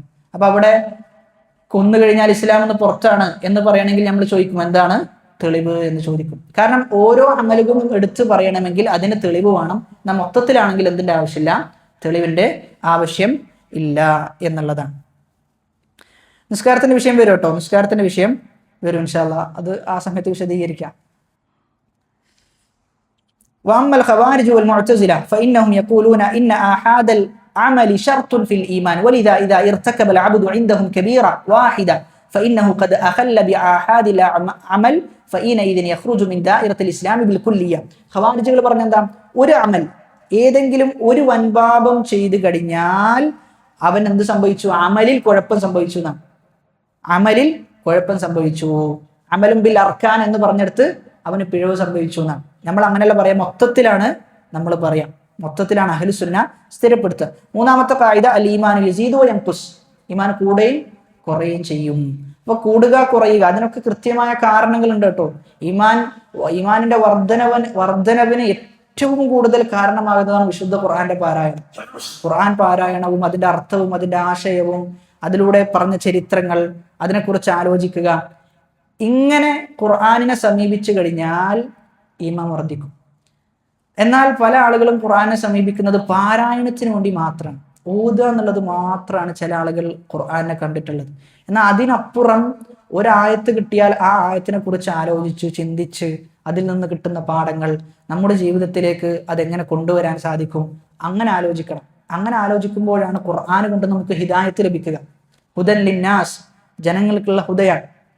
ഹുദൻ ലിൽ മുത്തഖീൻ, മുത്തഖീങ്ങൾക്കുള്ള സന്മാർഗമാണ് എന്നൊക്കെ പറയുമ്പോൾ ആ അത്ഭുതം നമുക്കും മനസ്സിലാക്കാൻ സാധിക്കണമെങ്കിൽ ആത്മാർത്ഥമായി സത്യസന്ധമായി ഖുർആനിനെ നമ്മൾ സമീപിക്കേണ്ടതുണ്ട്. അബ്ദുർ റസാഖ് അൽ ബദർ ഹഫിളഹുല്ല പറയുന്നത്, നിങ്ങൾ ഖുർആൻ ഓതുന്ന സമയത്ത് ഖുർആൻ ഓതി തീർക്കുക എന്നതായിരിക്കരുത് നിങ്ങളുടെ ലക്ഷ്യം. മറിച്ച് ആയത്തുകളിലൂടെ സഞ്ചരിക്കുമ്പോൾ ഏതെങ്കിലും ഒരു ആയത്ത് നിങ്ങൾക്ക് നിങ്ങളുടെ ജീവിതത്തിൽ സ്ട്രൈക്ക് ചെയ്ത് ആ ആയത്തുകൾ മൂലം എന്ത് ചെയ്യണം? ജീവിതം മാറണം എന്നതായിരിക്കണം ലക്ഷ്യം. അതുകൊണ്ട് ഖത്തം ഓതി തീർക്കുന്ന ആളുകൾ പോലും ഖത്തം ആയിരിക്കരുത് ലക്ഷ്യം, മറിച്ച് ജീവിതം എന്ത് ചെയ്യണം? അതിലൂടെ സംസ്കരിക്കപ്പെടേണ്ടതുണ്ട് എന്ന ഉന്നതമായ ലക്ഷ്യമാണ് നമ്മൾ കാണേണ്ടത്. അതുകൊണ്ട് ഒന്നാമത്തേത് വിശുദ്ധ ഖുർആന്റെ പാരായണമാണ് ഈമാൻ വർദ്ധിപ്പിച്ചെടുക്കുക. രണ്ടാമത്തേത് സലഫുകളുടെ ചരിത്രങ്ങൾ വായിക്കുക. അത് പൊതുവെ ഈ കാലഘട്ടത്തിലുള്ള ആളുകൾക്ക് വളരെ കുറവാണ്. സലഫുകളുടെ ചരിത്രങ്ങൾ വായിക്കുക, അതിൽ അവരുടെ ഇബാദത്തിലുള്ള കണിശത, അവരുടെ പെരുമാറ്റത്തിന്റെ രൂപം, അവരാളുകളോട് ഇടപെട്ടത് എങ്ങനെയാണ് എന്നിങ്ങനെ ഒരുപാട് സംഭവങ്ങൾ. അതുകൊണ്ട് നമ്മൾ ഒരു ജീവിതം തന്നെ എന്ത് ചെയ്യാണ്? വായിച്ചെടുക്കാൻ. ആ കാലഘട്ടത്തിൽ ജീവിക്കുന്ന ഒരു ഫീല് നമുക്കുണ്ടാകും അങ്ങനെ വായിച്ചു കഴിഞ്ഞാൽ. പക്ഷേ അങ്ങനെയുള്ള വായന വളരെ കുറവാണ്. എന്നാൽ അധികം ആളുകളും എങ്ങനെയുള്ള വായനകൾ ഉണ്ടാകും? ഈ പറയുന്ന എന്തെങ്കിലും നമുക്ക് മറുപടി കൊടുക്കാനുള്ളത്, അതേപോലെ തന്നെ വിശ്വാസപരമായ കാര്യങ്ങൾ, ഇതിലൊക്കെ അമിതമായ പ്രാധാന്യം നമുക്കുണ്ട്. എന്നാൽ ഈ പറയുന്ന അഖ്ലാഖിന്റെ ഒരു വശം, സ്വഭാവത്തിന്റെ വശം, ജീവിതത്തിൽ ഇബാദത്തുകൾ ഉണ്ടാകേണ്ടതിന്റെ അനിവാര്യത, അത് പല ആളുകളും അവഗണിച്ചിട്ടുണ്ട്. പല ആളുകളും ഇൽമിനോട് ഭയങ്കര താല്പര്യമായിരിക്കും, എന്നാൽ ഇബാദത്തിന്റെ വിഷയത്തിലോ ഒരു ശ്രദ്ധയുണ്ടാകൂല. അപ്പൊ സലഫുകളുടെ ജീവിതം നമ്മൾ വായിച്ചുകൊണ്ടേയിരിക്കണം. പ്രത്യേകിച്ചും ആധുനികന്മാരായ ഉലമാക്കളുടെ ജീവിതം, സലഫി ഉലമാക്കളുടെ ജീവിതം വായിച്ചാൽ തന്നെ നമുക്ക് അത്ഭുതം ഉണ്ടാകും. ഷെയ്ഖ് ഇബ്നു ബാസ് റഹിമഹുള്ളയുടെ ജീവിതമൊക്കെ നമ്മൾ ഒരു ആവർത്തിയെങ്കിലും നിർബന്ധമായും വായിച്ചിരിക്കണം. ഷെയ്ഖ് ഇബ്നു ബാസ് റഹിമഹുള്ളയുടെ അടുക്കലേക്ക് ഒരു അമുസ്ലിമായ വ്യക്തി, അദ്ദേഹം വിശ്വാസി ആയതിനു ശേഷം ഷെയ്ഖ് ഇബ്നു ബാസിനെ കാണാൻ വന്നു. ഷെയ്ഖ് ഇബ്നു ബാസിനെ കണ്ടു, സംസാരിച്ചു. എന്നിട്ട് അദ്ദേഹം പറയുന്നൊരു കാര്യമുണ്ട്, ഷെയ്ഖ് ഇബ്നു ബാസിന് ഇത്രയും നല്ല സ്വഭാവമുണ്ടെങ്കിൽ റസൂലിന്റെ സ്വഭാവം എത്ര ഉന്നതമായ സ്വഭാവമായിരിക്കുമെന്നാണ് ആ പറയുന്ന ആൾ രേഖപ്പെടുത്തിയത്. അത്രയും നല്ല സ്വഭാവമാണ് എന്നാണ്. അപ്പൊ അത് അവരുടെ ശരിക്കും പറഞ്ഞു കഴിഞ്ഞാൽ ഈമാനിന്റെ ആസ്വാദനം, ദീനിന്റെ രുചി, ദീനിനുള്ള സൗന്ദര്യം, ഇതൊക്കെ വ്യക്തമാകണമെങ്കിൽ പണ്ഡിതന്മാരുടെ കൂടെ എന്ത് ചെയ്യണം? ജീവിക്കണം. അവര് 1, 2, 3 മണിക്കൂർ നിസ്കരിക്കുന്നതൊക്കെ നമ്മൾ നേരിട്ട് കണ്ണുകൊണ്ട് കാണുമ്പോൾ ഉണ്ടാകുന്ന അനുഭൂതി വ്യത്യസ്തമാണ്. വായിച്ചു കഴിഞ്ഞാൽ അത് നമുക്ക് എന്ത് ചെയ്യൂല, ലഭിക്കൂല. സഹാബാക്കളെ സംബന്ധിച്ചിടത്തോളം ദീനിൽ അവർ അത്രയും അടിയുറച്ചു നിൽക്കാനുള്ള കാരണം എന്താ? റസൂലിനെ നേരിട്ട് കാണാൻ, റസൂലിന്റെ ജീവിതം അവർ നേരിട്ട് ദർശിക്കാൻ. അത്രയും നല്ല പെരുമാറ്റം. ലോകത്ത് അവർ കണ്ടുമുട്ടിയ ആളുകളുടെ കൂട്ടത്തിൽ ഒരാൾക്കും അങ്ങനെ പെരുമാറാൻ സാധിച്ചിട്ടില്ല. ആ റസൂലിനെ കണ്ടു വളർന്ന സഹാബത്തിന് ദീന് എന്നത് അവർക്ക് അവരുടെ ഉമ്മയെക്കാളും ഉപ്പയെക്കാളും എല്ലാത്തിനേക്കാളും ഉന്നതമാകാനുള്ള കാരണം അവർക്ക് അതിലൊരു ആസ്വാദനം കണ്ടെത്താൻ സാധിച്ചിരുന്നു. യഥാർത്ഥ ദീൻ റസൂലിൽ നിന്ന് ഉൾക്കൊണ്ടിരുന്നു എന്നുള്ളതാണ്. അതുകൊണ്ട് പണ്ഡിതന്മാരുടെ ജീവിതം വായിച്ചു കഴിഞ്ഞാൽ യഥാർത്ഥ ദീൻ എന്ത് ചെയ്യാൻ പറ്റും? നമുക്ക് മനസ്സിലാക്കാൻ പറ്റും. അത് ഇൽമിന്റെ മാർഗം മാത്രമല്ല, ഇബാദത്തിന്റെ മാർഗം കൂടിയാണ് യഥാർത്ഥ ഇൽമ് എന്ന് പറഞ്ഞു കഴിഞ്ഞാൽ. വയസ്ദാദുല്ലദീന ആമനു ഈമാനൻ വയസീദുല്ലാഹുല്ലദീന ഇഹ്തദൗ ഹുദൻ. അല്ലാഹു സുബ്ഹാനഹു വ തആല ആരാണോ ഹിദായത്ത് സ്വീകരിക്കുന്നത് അവന്റെ ഹിദായത്ത് അല്ലാഹു വർദ്ധിപ്പിച്ചു കൊടുക്കും.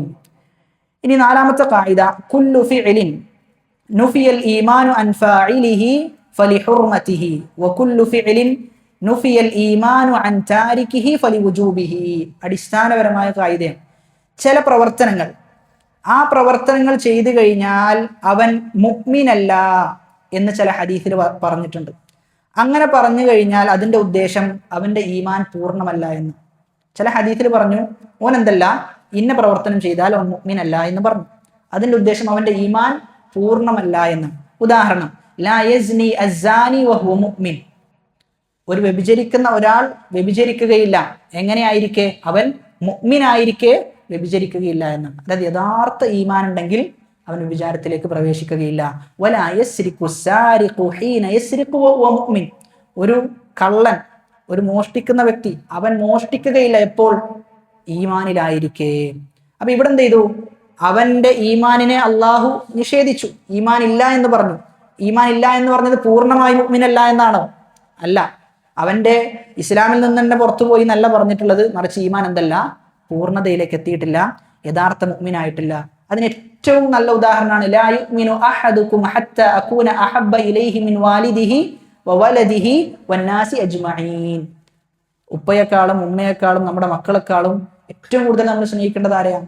റസൂലിനെയാണ്. ആ റസൂലിനെ സ്നേഹിക്കുന്നത് വരെ നമ്മുടെ ഈമാൻ എന്താവൂല, പൂർണ്ണമാവുകയില്ല എന്ന്. അപ്പൊ ഇവിടെ ഈമാൻ ലാ യുഅ്മിനു എന്നാ പറഞ്ഞത്, ഈമാനിനെ നിഷേധിച്ചു അല്ലെ, ഈമാനിനെ നിഷേധിച്ചു. അത് എന്തിനു വേണ്ടി എന്ന് ചോദിച്ചു കഴിഞ്ഞാൽ അതിന്റെ പൂർണ്ണതയിലേക്ക് എത്തുകയില്ല എന്നാണ് പറഞ്ഞിട്ടുള്ളത്.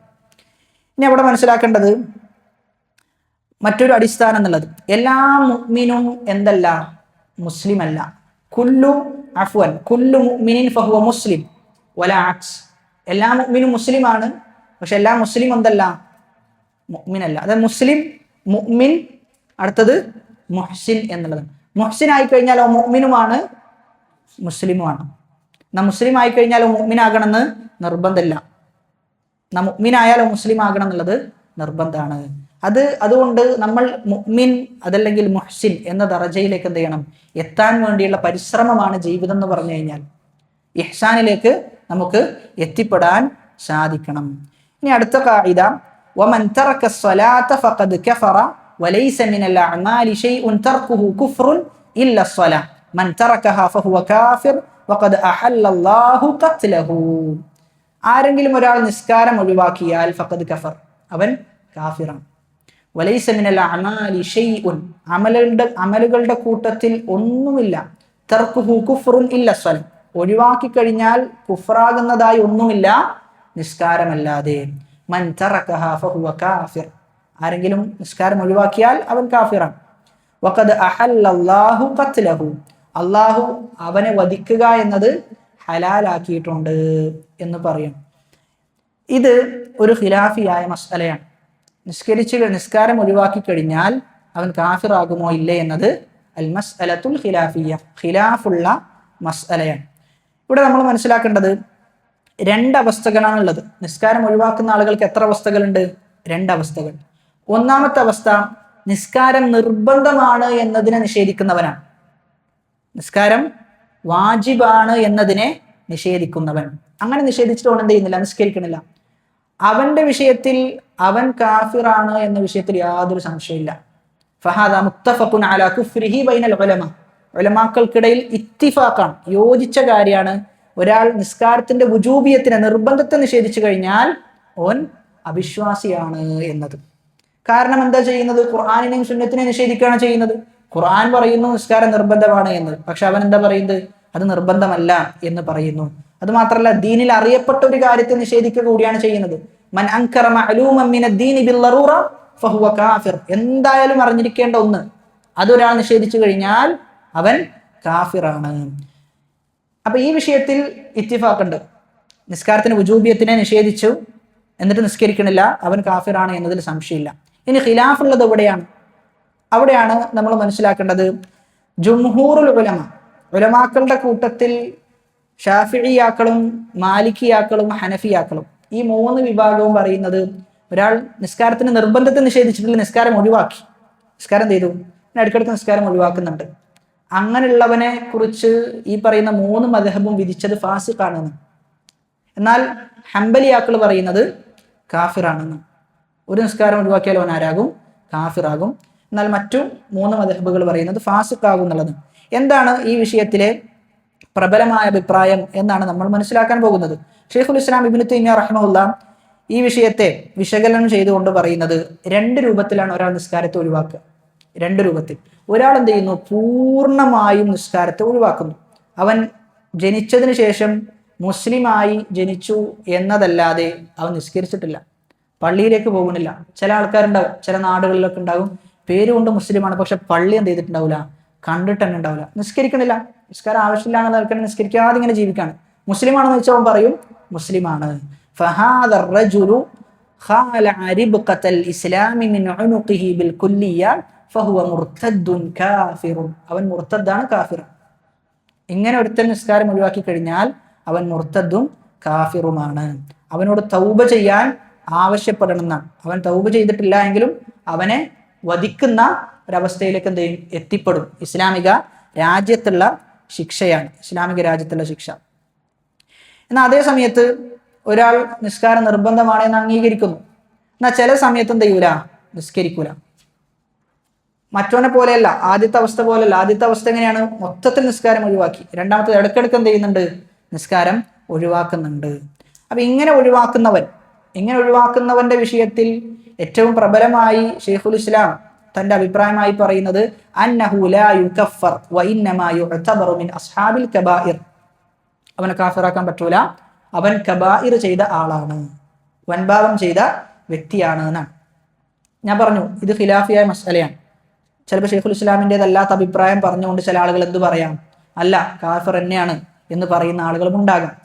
പക്ഷെ ഈ വിഷയത്തിന്റെ പേരിൽ എന്ത് ചെയ്യാൻ പറ്റൂല? നമുക്ക് പരസ്പരം അടിപിടി കൂടുക, രണ്ട് ടീമുകളായി മാറുക, അതൊരിക്കലും പറ്റൂല. ഒരാൾ പറയാണ് കാഫിറാണ് എന്ന് ഒരാൾ പറയുകയാണെങ്കിൽ അദ്ദേഹത്തിന്റെ അഭിപ്രായം സ്വീകരിച്ചോട്ടെ, പ്രശ്നമില്ല. എന്നാൽ മറുവിഭാഗത്തുള്ള ഒരാൾ പറയാണ് ഷെയ്ഖുൽ ഇസ്ലാം പറഞ്ഞ അഭിപ്രായമാണ് ഏറ്റവും അടുത്തായി ഖുർആനോടും ഹദീസിനോടും യോജിക്കുന്നതായി തോന്നുന്നത് എന്ന് പറഞ്ഞ് അത് പ്രബലപ്പെടുത്തിയാലോ? അതുമായി അദ്ദേഹത്തിന് മുന്നോട്ട് പോകാം, പ്രശ്നമില്ല. അപ്പൊ അതാണ് ഈ വിഷയത്തിൽ നമ്മൾ മനസ്സിലാക്കേണ്ടത്. ഷെയ്ഖുൽ ഇസ്ലാം ആ രൂപത്തിലാണ് ഈ വിഷയത്തെ കൈകാര്യം ചെയ്തിട്ടുള്ളത്. കുഫറിലേക്ക് എത്തുകയില്ല എന്ന് പറയുന്നുണ്ട്. പക്ഷെ നിസ്കാരം ഒഴിവാക്കുക എന്നുള്ളത് ഭയങ്കര പ്രശ്നമുള്ള വിഷയമാണ്. നിസ്കാരം ഒഴിവാക്കുക എന്നുള്ളത് കാരണം ഒരടിമയും ഉടമയും തമ്മിലുള്ള ഏറ്റവും വലിയ കണക്ഷനാണ് നിസ്കാരം. അതുമാത്രമല്ല, ഒരാളെ അടിസ്ഥാനപരമായി മുസ്ലിം ആണെന്ന് പറയണമെങ്കിൽ 5 വക്ത് എന്ത് ചെയ്യണം? നിസ്കരിക്കണം. 5 വക്ത് നിസ്കാരത്തിൽ ഏതെങ്കിലും ഒരു നിസ്കാരം അശ്രദ്ധ മൂലം ഇടയ്ക്കിടെ നിങ്ങൾക്ക് വിട്ടുപോകുന്നുണ്ട് എങ്കിൽ വളരെ അപകടമാണ്, വളരെ അപകടത്തിന്റെ സൂചനയാണ് അത് നൽകുന്നത് എന്ന ഓർമ്മ വേണം. അതായത് ചുരുങ്ങിയതൊരു മുസ്ലിം ആകണമെങ്കിൽ 5 വക്ത് നിസ്കരിക്കണം, 5 വക്ത് നിസ്കരിക്കണം. നിസ്കാരത്തിന്റെ വിഷയത്തിൽ വലിയ അലംഭാവമാണ് വരുന്ന ഒരു തലമുറയിൽ നമുക്ക് കാണാൻ സാധിക്കുന്നത്. വരുന്ന ഒരു തലമുറയിൽ, പ്രത്യേകിച്ചും കുട്ടികളിൽ പെൺകുട്ടികളിൽ സ്കൂളിൽ പോകുന്ന 8ഉം 9ഉം 10ലും പഠിക്കുന്ന കുട്ടികൾ അവർ വളരെ ലാഘവത്തോടു കൂടി നിസ്കരിച്ചിട്ടുണ്ടോ എന്ന് ചോദിക്കുമ്പോൾ അല്ല, ഞാൻ നിസ്കരിച്ചിട്ടില്ല എന്നെന്ത് ചെയ്യാണ് അവർ പറയാൻ. അതിൻ്റെ ഗൗരവം എന്ത് ചെയ്തിട്ടില്ല, അവർക്ക് ബോധ്യപ്പെട്ടിട്ടില്ല എന്നുള്ളതാണ്. 5 വഖത്ത് നിസ്കരിക്കാത്തവൻ മുസ്ലിം ആകൂല എന്ന് പറയുമ്പോൾ അതിൻ്റെ ഗൗരവം ഉൾക്കൊണ്ട് പള്ളിയിലേക്ക് വരുന്നൊരവസ്ഥ പുതിയ ജനറേഷനില്ല.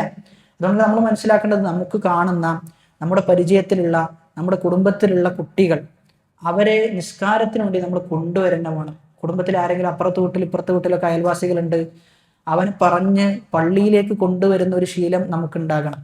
നമ്മൾ മനസ്സിലാക്കേണ്ടത്, നമുക്ക് നമ്മുടെ ജീവിതത്തിൽ ലഭിക്കുന്ന ഏറ്റവും വലിയ ആസ്വാദനമായിരിക്കും പിന്നീട് ഒരുപാട് കാലത്തിന് ശേഷം അവൻ നമ്മെക്കാളും മുമ്പ് സുബിഹി ജമാഅത്തിന് വന്ന് നിസ്കരിക്കുന്നത് കാണുമ്പോൾ നമുക്ക് ലഭിക്കുന്ന ഒരു കൺകുളിർമ, അത് വാക്കുകൾക്ക് അതീതമാണ്. അതായത് നമ്മൾ കാരണത്താൽ എന്ത് ചെയ്യണം, അങ്ങനെയുള്ള ആളുകൾ വരണം. അതുകൊണ്ട് നമ്മൾ പറഞ്ഞു കഴിഞ്ഞാൽ മാറും. കുട്ടികളെ സംബന്ധിച്ചിടത്തോളം നമ്മൾ കൃത്യമായി അവർക്ക് അതിൻ്റെ പ്രാധാന്യവും കാര്യങ്ങളൊക്കെ ബോധ്യപ്പെടുത്തി കൊടുത്താൽ അവർ നിസ്കരിക്കാൻ വരുന്ന അവസ്ഥ ഉണ്ടാകും. നമുക്കറിയാം, ഒരുപാട് കുട്ടികളുണ്ട് പറഞ്ഞു കൊടുത്തതിന് ശേഷം വളരെ കൃത്യമായി അവരുടെ വീടുകളിൽ അവരുടെ പിതാവ് പോലും പള്ളിയിലേക്ക് വരുന്നില്ല. എന്നാൽ ഈ കുട്ടി എന്ത് ചെയ്തു, നിസ്കാരത്തിന് ശേഷം നിസ്കാരത്തിന്റെ പ്രാധാന്യവും മറ്റൊക്കെ ബോധ്യപ്പെടുത്തതിന് ശേഷം സുബഹിക്ക് വളരെ കൃത്യമായി ഒറ്റക്ക് ഉപ്പാന്റെ സ്കൂട്ടി എടുത്തിട്ട് എന്ത് ചെയ്യാണ്, പള്ളിയിലേക്ക് വരികയാണ്. അതുകൊണ്ട് നമ്മൾ നിസ്കാരത്തിൽ വളരെ കണിശതയുള്ള ആളാകണം.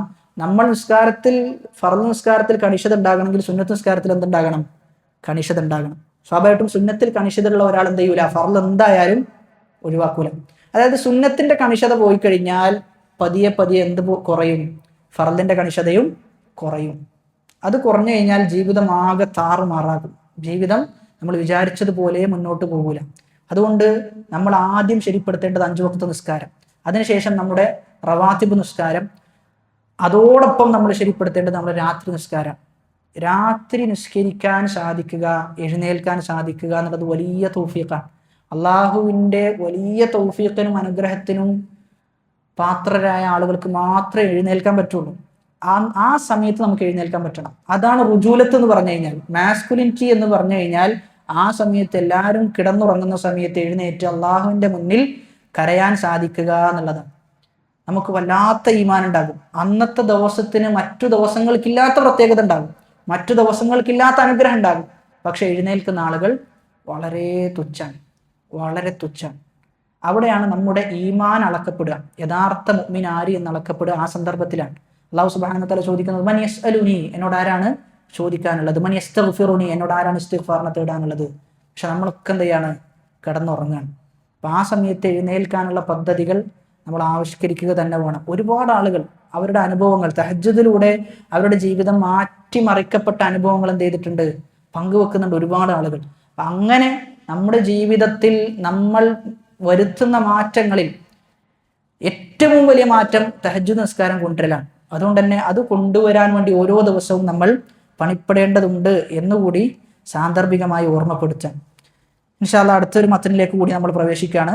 വഖൈറു ഹാദിഹിൽ ഉമ്മ ബഅദ നബിയിഹാ അബൂബക്രിൻ സിദ്ദീഖ് സുമ്മ ഉമർ ഇബ്നുൽ ഖത്താബ്.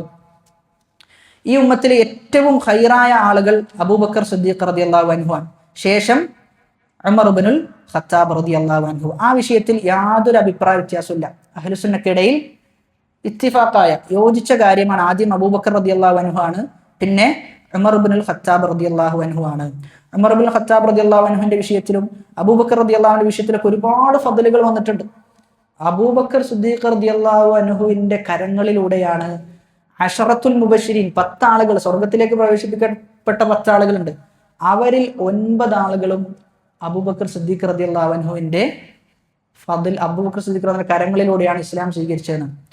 10ാമത്തെ ആളാണ് അബൂബക്കർ സിദ്ദീഖ് റളിയല്ലാഹു അൻഹു. അപ്പോൾ ഒന്ന് ആലോചിച്ച് നോക്കി, അബൂബക്കർ സിദ്ദീഖ് റളിയല്ലാഹു അൻഹുവിന് ലഭിക്കുന്ന പ്രതിഫലം ആഗ്രഹിച്ചു എത്രയാണെന്ന് നമ്മളൊന്ന് ആലോചിച്ച് നോക്കിയേ. അങ്ങേയറ്റാണ്. അതാണ് ഉമർ ഇബ്നുൽ ഖത്താബ് റളിയല്ലാഹു അൻഹു ചെയ്തത്. അബൂബക്കർ സിദ്ദീഖ് റളിയല്ലാഹു അൻഹു മത്സരിച്ച് പറഞ്ഞത്, ഇനി എനിക്ക് എന്താ പറ്റൂല, അബൂബക്കർ സിദ്ദീഖ് റളിയല്ലാഹു അൻഹുവിനെ മറികടക്കാൻ പറ്റൂല എന്ന് ഉമർ ഇബ്നുൽ ഖത്താബ് റളിയല്ലാഹു അൻഹു പറയുന്നത്. യുദ്ധത്തിന് തബൂക്കിന്റെ സമയത്ത് ഒന്നുമില്ല, എന്തെങ്കിലും കൊണ്ടുവരണമെന്ന് പറയുമ്പോൾ പകുതിയുമായിട്ട് ഉമർ റളിയല്ലാഹു അൻഹു വരികയാണ്. ഇന്ന് ഞാൻ എന്ത് ചെയ്യും, അബൂബക്കർ സിദ്ദീഖ് റളിയല്ലാഹു അൻഹുവിനെ മറികടക്കും എന്ന് പറഞ്ഞു വരികയാണ്. അവിടെ എത്തുമ്പോഴാണ് അറിഞ്ഞത് അബൂബക്കർ സിദ്ദീഖ് റളിയല്ലാഹു അൻഹു എന്ത് ചെയ്തിട്ടുണ്ട്, എന്നെ മറികടന്നിട്ടുണ്ട്. എല്ലാം കൊണ്ട് എന്ത് ചെയ്തു, അബൂബക്കർ സിദ്ദീഖ് റളിയല്ലാഹു അൻഹു വന്നു എന്നാണ്. അബൂബക്കർ സിദ്ദീഖ് റളിയല്ലാഹു അൻഹു മകൾ എന്താ ചെയ്തത്, ഉപ്പാപ്പ വീട്ടിലുണ്ട്, ഉപ്പാപ്പ പറയാണ് എവിടെയാണ് ഉപ്പ സ്വത്തൊക്കെ വെച്ചിട്ടുള്ളതെന്ന് ചോദിക്കുകയാണ്, പണമൊക്കെ എവിടെയുള്ളതെന്ന് ചോദിക്കുമ്പോൾ മകൾ എന്ത് ചെയ്തു, കുറെ കല്ല് നിറച്ചിട്ട് പറഞ്ഞു, ഇപ്പൊ കണ്ണ് കാണുന്നില്ല, അബൂ ഖുഹാഫക്ക് കണ്ണ് കാണുന്നില്ല, ഇതാ നിങ്ങൾ തൊട്ട് നോക്കിക്കോളി എന്ന് പറഞ്ഞു. അപ്പൊ തൊട്ട് നോക്കിയപ്പോ ഒന്നും ഇല്ല, അതില് തൊട്ട് നോക്കിയപ്പോ കല്ലുകളുണ്ട്. അപ്പൊ മനസ്സിലായി, പണമൊക്കെ ഉണ്ട്, എന്ത് ചെയ്തിട്ടില്ല, ഉപ്പ ചെലവഴിച്ചിട്ടില്ല എന്ന് മനസ്സിലായി. ഉപ്പയുടെ അതേ സ്വഭാവമുള്ള മകൾ, ദീനിനു വേണ്ടി സേവിക്കുന്ന മകൾ എന്നാണ് അബൂബക്കർ സിദ്ദീഖ് റളിയല്ലാഹുവിനെ കുറിച്ച് പറയുന്നത്. അബൂബക്കർ സിദ്ദീഖ് റളിയല്ലാഹു അൻഹു ഒരുപാട് അമലുകൾ കൊണ്ട് മുന്നേറിയ ആളല്ല, മറിച്ച് മാ വഖറ ഫിൽ ഖൽബ്, ഹൃദയത്തിൽ എന്ത് ചെയ്തിരുന്നു, ഈമാൻ രൂഢമൂലമായിരുന്നു എന്നാണ്. അതാണ് റസൂൽ പറയുന്നത്. ഒരിക്കൽ ചെന്നായ സംസാരിക്കാണ്, സ്വഹാബാക്കളൊക്കെ മുമ്പിലുണ്ട്. അപ്പോൾ അത്ഭുതപ്പെട്ട് ചോദിക്കാണ്, ചെന്നായ സംസാരിക്കുകയെന്ന്. അപ്പൊ റസൂലുള്ളാഹി സ്വല്ലല്ലാഹു അലൈഹി വസല്ലം പറയാണ്, ഞാനും വിശ്വസിച്ചിട്ടുണ്ട്, അബൂബക്കറും വിശ്വസിച്ചിട്ടുണ്ട് എന്നാണ്. അബൂബക്കർ സിദ്ദീഖ് റളിയല്ലാഹു ആ സദസ്സിലില്ല, എന്നിട്ടും റസൂലിന് ഉറപ്പാണ് എന്ത്, അബൂബക്കർ സിദ്ദീഖ് റളിയല്ലാഹു വിശ്വസിച്ചിട്ടുണ്ട് എന്നുള്ളത്. അതാണ് അബൂബക്കർ സിദ്ദീഖ് റളിയല്ലാഹുവിന്റെ ഈമാൻ.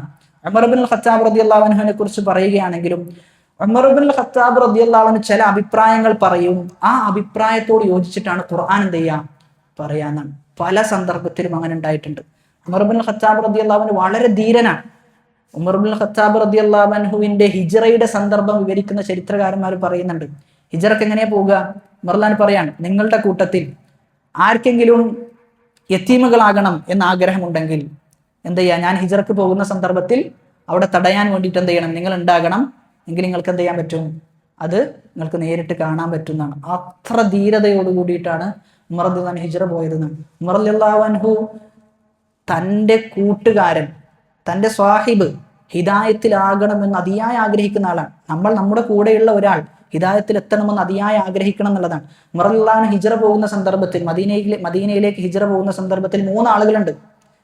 ഹിയാഷ് ഉണ്ട്, ഹിഷാം ഉണ്ട്, ഉമർ ഇബ്നുൽ ഖത്താബ് റളിയല്ലാഹു അൻഹു ഉണ്ട്. ഈ 3 ആളുകളും പറയാണ്, ഉമർ റളിയല്ലാഹു അൻഹു പറയാണ്, നമ്മൾ ഇന്ന സമയത്ത് ഇന്ന സ്ഥലത്തേക്ക് എത്തണം. ആ സ്ഥലത്തേക്ക് എത്തിക്കഴിഞ്ഞാൽ ആരാണോ എത്തുന്നത് അവരവിടുന്ന് യാത്ര പോകണം. ആരെങ്കിലും ഒരാൾ എത്തിയിട്ടില്ലെങ്കിൽ മനസ്സിലാക്കിക്കോ, അവരെ മുശ്രിക്കുകൾ എന്ത് ചെയ്തിട്ടുണ്ട്, പിടിച്ചിട്ടുണ്ട് എന്ന് മനസ്സിലാക്കിക്കോ. അങ്ങനെ 2 ആളുകളെ എത്തുള്ളൂ. ഒരാൾ എന്ത് ചെയ്യും, പിടിക്കപ്പെടും. 2 ആളെത്തും. അതിലൊരാൾ മദീനയിലേക്ക് എത്തി, റസൂലിന്റെ അടുക്കലേക്ക് എത്തി, മദീനയിലേക്ക് എത്തി. റസൂൽ അവസാനമാണ് എന്ത് ചെയ്യാം, ഹിജ്റക്ക് വരും. അങ്ങനെ മദീനയിലേക്ക് എത്തി. മുശ്രിക്കുകൾ ചെയ്ത പണിയുണ്ട്. മുശ്രിക്കുകൾ മദീനയിലേക്ക് വന്നിട്ട് ചില ആളുകളെ റാഞ്ചി കൊണ്ടുപോയി, ഇവിടേക്ക് മക്കൾക്ക് വീണ്ടും എന്ത് ചെയ്തു, കൊണ്ടുപോയിട്ടുണ്ട്. അപ്പൊ ഉമർ ഇബ്നുൽ ഖത്താബ് റളിയല്ലാഹു കൂട്ടത്തിലുള്ള ആളെ അബൂജഹലിന്റെ കുടുംബക്കാരനാണ്. അബൂജഹലും വന്നു, അബൂജഹലിന്റെ കൂടെ വേറൊരാളും കൂടിയുണ്ട്. എന്നിട്ട് പറഞ്ഞു, നിന്റെ ഉമ്മാക്ക് തീരെ വയ്യ, നീ എന്ത് ചെയ്യണം, തിരിച്ച് മക്കയിലേക്ക് മടങ്ങണം എന്ന് പറഞ്ഞു. സ്വാഭാവികമായിട്ട് ഉമ്മയെ പറഞ്ഞു കഴിഞ്ഞാൽ എന്ത് ചെയ്യും, ഒരാളുടെ ഇമോഷനെ തൊട്ടിട്ടാണ് എന്ത് ചെയ്തത്, സംസാരിച്ചത്. ഞാനിക്ക് എന്തായാലും മടങ്ങണം എന്ന് പറഞ്ഞു. അപ്പൊ ഉമർ റളിയല്ലാഹു വളരെ ദീർഘവീക്ഷണമുള്ള ആളാണ്. ഉമർ റളിയല്ലാഹു ഒരു 10 അടി മുന്നാണ് എന്ത് ചെയ്യുക, ഉമർ റളിയല്ലാഹു കാര്യങ്ങൾ ചിന്തിക്കുക. 10 അടി മുമ്പിലായിരിക്കും ഉമർ റളിയല്ലാഹു ഉണ്ടാകും. ഉമർ റളിയല്ലാഹു പറഞ്ഞു, നീ പോകരുത്, നീ പോയി കഴിഞ്ഞാൽ നിനക്ക് നഷ്ടം ഉണ്ടാകും എന്ന് പറഞ്ഞു. എൻ്റെ ഉമ്മയാണ്, എനിക്ക് പോയേ പറ്റുള്ളൂ. അത് മാത്രമല്ല എൻ്റെ സ്വത്ത് അവിടെ ഉണ്ട്, കാരണം മുഹാജിറാണല്ലോ, ഹിജ്റ ചെയ്തു വന്നാണ്, സ്വത്ത് അവിടെ ഉണ്ട്, ഞാൻ സ്വത്ത് കൊണ്ട് എന്ത് ചെയ്യാ, തിരിച്ചു വരാമെന്ന് പറഞ്ഞു. അപ്പൊ ഉമർ റളിയല്ലാഹു പറഞ്ഞിട്ട് കേൾക്കണില്ല, ഞാൻ പോവുകയാണെന്ന് തന്നെ തീരുമാനിച്ചു. അപ്പൊ ഉമർ റളിയല്ലാഹു എന്ത് പറഞ്ഞിട്ടില്ല, നീ പോവുകയാണെന്ന് തന്നെ തീരുമാനിച്ചില്ല, നീ പോയി തൊലയി എന്നാണ് ഉമർ റളിയല്ലാഹു പറഞ്ഞത്. ഉമർ റളിയല്ലാഹു പറഞ്ഞു, അങ്ങനെയാണെങ്കിൽ ഞാൻ എന്ത് ചെയ്യാം, എൻ്റെ കുതിര ഞാൻ നിനക്ക് തരാം. എന്തെങ്കിലും ഒരു അപകട സൂചന നിനക്ക് മണക്കുകയാണെങ്കിൽ, അബൂജഹൽ എന്തെങ്കിലും കുതന്ത്രം പ്രയോഗിക്കുകയാണെങ്കിൽ നീ എന്ത് ചെയ്യണം, ഈ കുതിരയുമായിട്ട് നീ തിരിച്ചു വരണം എന്ന് പറഞ്ഞു. അങ്ങനെ ആ കുതിരയെ കൊടുത്തു. അങ്ങനെ ആ കുതിരയും കൊടുത്ത് അദ്ദേഹം യാത്ര തിരിച്ചിട്ട് യാത്രയുടെ മധ്യത്തെത്തുമ്പോൾ അബൂജഹൽ വലിയ തന്ത്രജ്ഞനാണ്. അബൂജഹൽ പറഞ്ഞു, എൻ്റെ കുതിരക്ക് തീരെ വയ്യ, എന്ത് ചെയ്യണം, കുതിര ഒന്ന് മാറ്റണം എന്ന് പറഞ്ഞു. അങ്ങനെ മാറ്റി അദ്ദേഹത്തെ എന്ത് ചെയ്തു, മക്കയിലേക്ക് കൊണ്ടുപോയി അവിടെ താമസിപ്പിച്ചു എന്നുള്ളതാണ്. ഒരുപാട് കാലത്തിന് ശേഷമാണ് ആയത്തിറങ്ങുന്നത്, യാ ഇബാദിയല്ലദീന അസ്റഫു അലാ അൻഫുസിഹിം ലാ തഖ്നതു മിർ റഹ്മത്തില്ലാഹ്. ആ ആയത്തിറങ്ങുന്നത് ഇവരുടെ വിഷയത്തിലായിരുന്നു. ഇവരാകെ വിഷമത്തിലായി.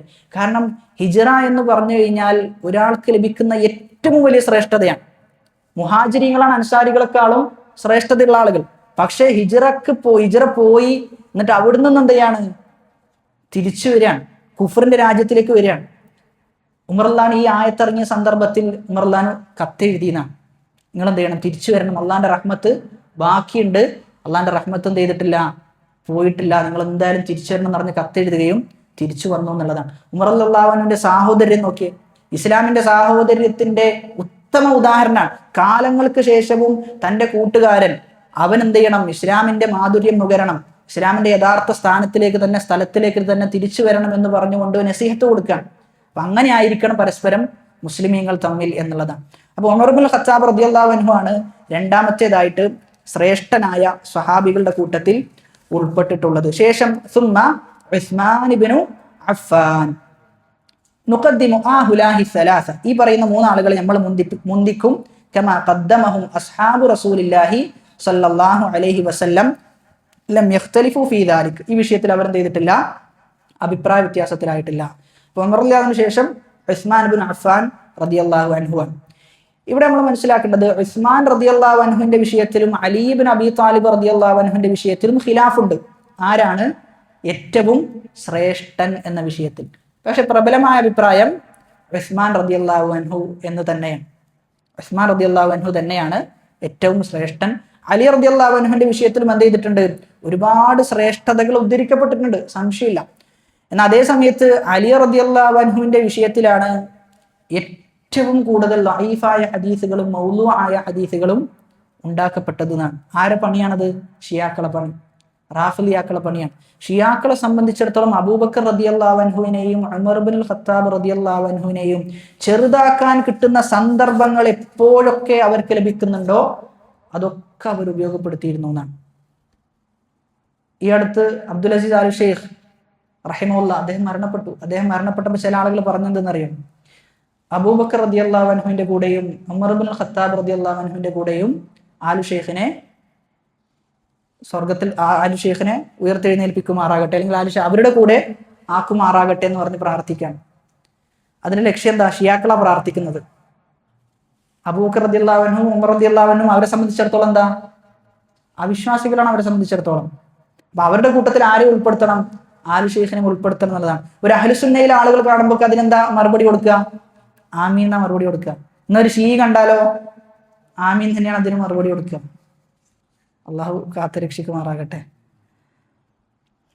അപ്പൊ അലി ഇബ്നു അബീ താലിബ് റളിയല്ലാഹു അൻഹു, അലി റളിയല്ലാഹുവിന്റെ വിഷയത്തിലും ഒരുപാട് ഫദ്ലുകൾ. ഒന്നാമത്തേത് ഫാത്തിമ റളിയല്ലാഹു അൻഹ റസൂലിന്റെ മകളുടെ ഭർത്താവാണ്. അതോടൊപ്പം സ്വർഗത്തിലെ രണ്ട് യുവാക്കൾ എന്ന പേരിൽ അറിയപ്പെടുന്നത് അലി റളിയല്ലാഹുവിന്റെ മക്കളാണ്, ഹസൻ ഹുസൈൻ റളിയല്ലാഹു അൻഹുമ. എല്ലാ യുദ്ധങ്ങളിലും പങ്കെടുത്തിരുന്നു, തബൂക്ക് യുദ്ധത്തിൽ ഒഴികെ. അതോടൊപ്പം അലി റളിയല്ലാഹുവിനെ കുറിച്ച് പറയുന്ന വളരെ രസകരമായ ഒരു സംഭവമുണ്ട്. ഉലമാ ഉൻ നഫ്സ്, മനഃശാസ്ത്രജ്ഞന്മാർ പറയുന്നത് അന്നൽ ഖായിഫ ലാ യനാം, പേടിയുള്ള ഒരു വ്യക്തി ഉറങ്ങുകയില്ല എന്ന്. ഒരാൾക്ക് പേടിയുണ്ടെങ്കിൽ ആൾ ഉറങ്ങുമോ? ഒരാൾക്ക് ഭയങ്കര പേടിയാണ്, ശത്രുക്കൾ വരുമെന്ന് പേടിയുണ്ടെങ്കിൽ എന്ത് ചെയ്യൂല? ഉറങ്ങൂല. ഇങ്ങനെ കാത്തു പതുങ്ങി എന്ത് ചെയ്യും? നിൽക്കുന്നതാണ്. എന്നാൽ അലി റളിയല്ലാഹുവിനെ കുറിച്ച് പറയുന്നത് സൊഫിൽ നിൽക്കുന്ന സന്ദർഭത്തിൽ, യുദ്ധത്തിന് സൊഫിൽ എന്ത് ചെയ്യും? നിൽക്കും. അലി റളിയല്ലാഹു തൂങ്ങുന്നുണ്ടാവുന്നതാണ്. അലി റളിയല്ലാഹു ഇങ്ങനെ ഉറങ്ങുന്നുണ്ടാവും, ഇങ്ങനെ തൂങ്ങുന്നുണ്ടാവും. കാരണം അലി റളിയല്ലാഹു അത്രയും ധീരനായിരുന്നു എന്നാണ്. അത്രയും ധീരത അലി റളിയല്ലാഹു ഉണ്ടായിരുന്നു. യുദ്ധമുഖത്ത് നിൽക്കുകയാണ്, രണ്ടാമത്തെ സൊഫിൽ നിന്നിട്ട് ആ ഒരു അവസ്ഥ ഒന്ന് ആലോചിച്ച് നോക്കിയേ. അലി റളിയല്ലാഹു അത് വിഷയമല്ല, അത് ഒരു വിഷയമേ ആയിരുന്നില്ല എന്ന് അലി റളിയല്ലാഹുവിനെ കുറിച്ച് പ്രതിപാദിക്കുന്നുണ്ട്. നബി സല്ലല്ലാഹു അലൈഹി വസല്ലം പറയാണ്, ലഉഅതിയന്ന റായത ഗദൻ റജുലൻ യുഫ്തഹു അലാ യദൈഹി യുഹിബ്ബുല്ലാഹ വറസൂലഹു വയുഹിബ്ബുഹുല്ലാഹു വറസൂലുഹു. ഞാൻ നാളെ എന്ത് ചെയ്യും? യുദ്ധത്തിന്റെ പതാക ഒരാൾക്ക് കൊടുക്കും. അദ്ദേഹത്തിന്റെ പ്രത്യേകത അള്ളാഹുവും റസൂലുഹും അദ്ദേഹത്തെ ഇഷ്ടപ്പെടുന്നുണ്ട്, അദ്ദേഹം അള്ളാഹുവിനെയും റസൂലിനെയും ഇഷ്ടപ്പെടുന്നുണ്ട് എന്ന് പറഞ്ഞു. പേര് പറഞ്ഞില്ല, റസൂൽ ആരെന്ന് പറഞ്ഞില്ല. സഹാബാക്കൾ രാത്രി മൊത്തം ചർച്ചയാണ്, ആരായിരിക്കും അത്? കാരണം അവിടെ വന്ന സാക്ഷി എന്താ? അള്ളാഹു ഇഷ്ടപ്പെടുന്നുണ്ട് എന്നുള്ളതാണ്.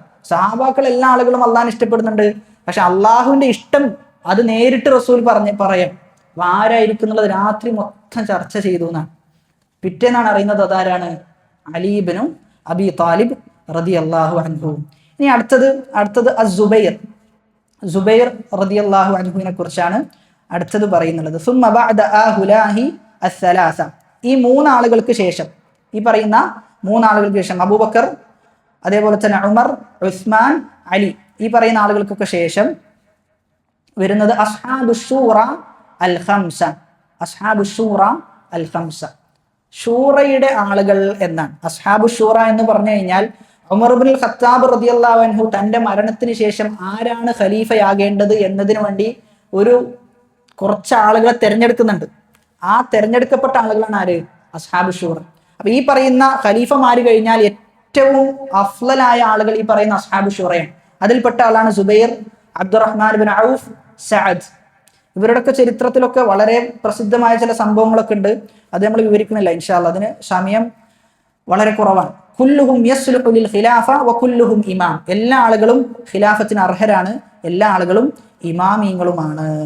വയദ്ഹബു ഫീ ദാലിക ഇലാ ഹദീസ് ഇബ്നു ഉമർ. ഹദീസു ഇബ്നു ഉമർ, ഇബ്നു ഉമർ റളിയല്ലാഹു അൻഹു പറയുന്ന ഒരു ഹദീസിൽ നമുക്ക് കാണാം, കുന്നാ നഉദ്ദു വറസൂലുള്ളാഹി സ്വല്ലല്ലാഹു അലൈഹി വസല്ലം ഹയ്യുൻ. റസൂല് ജീവിച്ചിരിക്കെ വഅസ്ഹാബുഹു മുതവാഫിറുൻ, സഹാബാക്കളൊക്കെ ഉണ്ട്. അബൂബക്രിൻ സുമ്മ ഉമർ സുമ്മ ഉസ്മാൻ സുമ്മ നസ്കുത്ത്. മൂന്നാളുകളെയാണ് നമ്മൾ മുന്തിച്ചിരുന്നത്. ആരൊക്കെ? അബൂബക്കർ, ഉമർ, ഉസ്മാൻ റളിയല്ലാഹു അൻഹും അജ്മഈൻ. അപ്പൊ ഈ മൂന്നാളുകൾ എന്ത് ചെയ്തിരുന്നു? ആ കാലത്ത് മുന്തിരിച്ചിരുന്നു എന്ന ഹദീസിൽ വളരെ വ്യക്തമാണ്. അപ്പൊ ഈ പറയുന്ന ഖലീഫമാർ ശേഷം അസ്ഹാബു ഷൂറ. അസ്ഹാബു ഷൂറക്ക് ശേഷം ആരാണ്? സുമ്മ മിൻ ബഅദി അസ്ഹാബി ഷൂറ അഹ്ലു ബദ്രിൻ മിനൽ മുഹാജിരീൻ. ബദ്രീങ്ങളാണ്. അസ്ഹാബു ഷൂറക്ക് ശേഷം ബദ്രീങ്ങളാണ്. ബദ്രീങ്ങളുടെ കൂട്ടത്തിൽ തന്നെ ആരാണ്? മുഹാജിറുകളായ ആളുകളാണ്, ഹിജ്റ പോയ ആളുകൾ. അതിനുശേഷം സുമ്മ അഹ്ലു ബദ്രിൻ മിനൽ അൻസാർ, ബദ്രീങ്ങളുടെ കൂട്ടത്തിലെ അൻസാരികളായ ആളുകൾ. മിൻ അസ്ഹാബി റസൂലില്ലാഹി സ്വല്ലല്ലാഹു അലൈഹി വസല്ലം അലാ ഖദ്രിൽ ഹിജ്റതി വസ്സാബിഖതി അവ്വലൻ ഫഅവ്വലൻ. ആരാണ് ഹിജ്റ പോയത്? ആരാണ് ആദ്യമായി ഇസ്ലാം സ്വീകരിച്ചത്? അതൊക്കെ നോക്കിയിട്ടാണ് പിന്നെന്ത് ചെയ്യുക? പിന്നെ സഹാബാക്കളുടെ കൂട്ടത്തിൽ ആരാണ് അഫ്ളൽ എന്ന് രേഖപ്പെടുത്തുക. അപ്പൊ ആരൊക്കെയാണെന്ന് ചോദിച്ചു കഴിഞ്ഞാൽ, ഒന്ന് ഖലീഫമാരാണ്, ശേഷം അസ്ഹാബു ഷൂറ, ശേഷം അഹ്ലു ബദർ ആണ്. അഹ്ലു ബദറിൽ തന്നെ മുഹാജിറുകളാണ്, അൻസാരികളാണ്. ശേഷം ഇസ്ലാമിലേക്ക് മുന്നിൽ വന്ന ആളുകൾ, ആദ്യം ഇസ്ലാം സ്വീകരിച്ച ആളുകൾ, അതോടൊപ്പം ഹിജ്റ പോയ ആളുകൾ എന്നിങ്ങനെയാണ് സഹാബാക്കളുടെ കൂട്ടത്തിലുള്ള ഏറ്റവും ഫضലുള്ള ആളുകൾ. എന്നിട്ട് പറയാണ് സുമ്മ അഫ്ളലു നാസി ബഅദ ആഹുലാഹി അസ്ഹാബു റസൂലില്ലാഹി സ്വല്ലല്ലാഹു അലൈഹി വസല്ലം അൽ ഖർനുൽ ലദീ ബുഇസ ഫീഹിം. പിന്നെ റസൂലിന്റെ സഹാബാക്കൾക്ക് ശേഷം, ഈ പറഞ്ഞ സഹാബാക്കൾക്ക് ശേഷം ഏറ്റവും അഫ്ളലായത് ആ കാലഘട്ടത്തിൽ തന്നെ ജീവിച്ച മറ്റു സഹാബാക്കളും. കാരണം റസൂലിനെ കാണുക എന്നുള്ളതാണ് എന്ത്? ഏറ്റവും വലിയ ഫضൽ എന്നുള്ളത്. റസൂലിനെ കാണുക, റസൂലിന്റെ കൂടെ ജീവിക്കാൻ സാധിക്കുക, അതിനാണ് സുഹ്ബത്ത് എന്ന് പറയും. സുഹ്ബത്ത് ഉണ്ടായി കഴിഞ്ഞാലാണ് അദ്ദേഹം ആരാകുക? സഹാബിയാകുക. സുഹ്ബത്ത് ഉണ്ടാകണമെങ്കിൽ വളരെ കുറഞ്ഞ ഒരു നിമിഷം മതി എന്നാണ്. ആ നിമിഷം ഉണ്ടായി കഴിഞ്ഞാൽ തന്നെ എന്ത് ചെയ്തു? സുഹ്ബത്ത് ഉണ്ടായി. റസൂലിനെ ഒറ്റ നോട്ടത്തിൽ കണ്ടാൽ ഓൻ ആരായി? സഹാബിയായി. പിന്നെ അതിനുശേഷം ഒരു താബിഈ വന്നു എന്ന് വിചാരിക്കാം. അതിനുശേഷമുള്ള താബിഈ ഇൽമു കൊണ്ടും അമല് കൊണ്ടും എത്ര ഉന്നതനായാലും ഈ പറയുന്ന സഹാബിയോളം എത്തുകയില്ല എന്നാണ്. അത്രയും ഫضലാണ് സഹാബാക്കൾക്കുള്ളത്. എന്നാൽ ആ സഹാബത്തിനെ ചെറുതാക്കുന്ന, ആ സഹാബത്തിനെ ആളുകൾക്ക് മുമ്പിൽ കൊച്ചാക്കുന്ന ഒരുപാട് ആളുകളുണ്ട്. പ്രത്യേകിച്ചും മുആവിയ റളിയല്ലാഹു അൻഹുവിനെ, മുആവിയ റളിയല്ലാഹു അൻഹുവിന്റെ ശ്രേഷ്ഠതയോ ഫضലോ ഒന്നും അറിയാതെയാണ് മുആവിയ റളിയല്ലാഹു അൻഹുവിനെ വിമർശിക്കുന്നത്. സത്യസന്ധമായി മുആവിയ റളിയല്ലാഹു അൻഹുവിനെ കുറിച്ച് പഠനം നടത്തിയാൽ ഒരിക്കലും ആ വിമർശനം ഒക്കുകയില്ല എന്നാണ്. ഖുർആനിൽ അല്ലാഹു സഹാബാക്കളെ കുറിച്ച് എന്താ പറഞ്ഞത്? റളിയല്ലാഹു അൻഹും വറദു അൻഹു, അല്ലാഹു തൃപ്തിപ്പെട്ടിട്ടുണ്ട് എന്നാണ്. ആ തൃപ്തിപ്പെട്ട കൂട്ടത്തിലെ ഒരാളെ എങ്ങനെയാണ് നമുക്ക് മോശം പറയാൻ സാധിക്കുക? അതുകൊണ്ട് തന്നെ പ്രത്യേകിച്ചും ഫിത്നയുടെ കാലഘട്ടം, സഹാബാക്കൾക്ക് എന്ത് ചെയ്തിട്ടുണ്ട്? ഒരു ഫിത്നയുടെ കാലഘട്ടം ഉണ്ടായിട്ടുണ്ട്. അന്ന് നടന്ന സംഭവങ്ങളെ ആസ്പദമാക്കിക്കൊണ്ട് സഹാബാക്കളെ ഒരിക്കലും എന്ത് ചെയ്യാൻ പാടില്ല? കുറ്റം പറയാൻ പാടില്ല എന്നാണ്. അവർക്ക് അന്ന് അതിനെന്തുണ്ട്? ഇജ്തിഹാദ് ഉണ്ട് എന്നാണ്. അവരുടെ ഗവേഷണത്തിന്റെ അടിസ്ഥാനത്തിലാണ് അവരത് ചെയ്തത്. അവരിൽ ചില ആളുകൾക്ക് 2 പ്രതിഫലവും ചില ആളുകൾക്ക് 1 പ്രതിഫലവുമാണ് ലഭിച്ചിട്ടുള്ളത്. അതുകൊണ്ട് ആ വിഷയത്തിൽ നമ്മൾ അമിതമായി സംസാരിക്കാതിരിക്കുകയാണ് ചെയ്യേണ്ടത്. എവിടെയെങ്കിലും നമ്മുടെ സംസാരത്തിൽ ഏതെങ്കിലും ഒരു സഹാബിയെ നമ്മൾ കുറച്ച് കാണുന്ന അവസ്ഥ ഉണ്ടായിക്കഴിഞ്ഞാൽ വലിയ അപകടമാണ് അതിലൂടെ ഉണ്ടാകുക. അതോടൊപ്പം മറ്റൊരു ചോദ്യം എന്നുള്ളത്, ഖദീജ റളിയല്ലാഹു അൻഹയാണോ അഫ്ളൽ, അതല്ല ആയിഷ റളിയല്ലാഹു അൻഹയാണോ അഫ്ളൽ? ആരാണ് ഏറ്റവും ഫضലുള്ള ആൾ?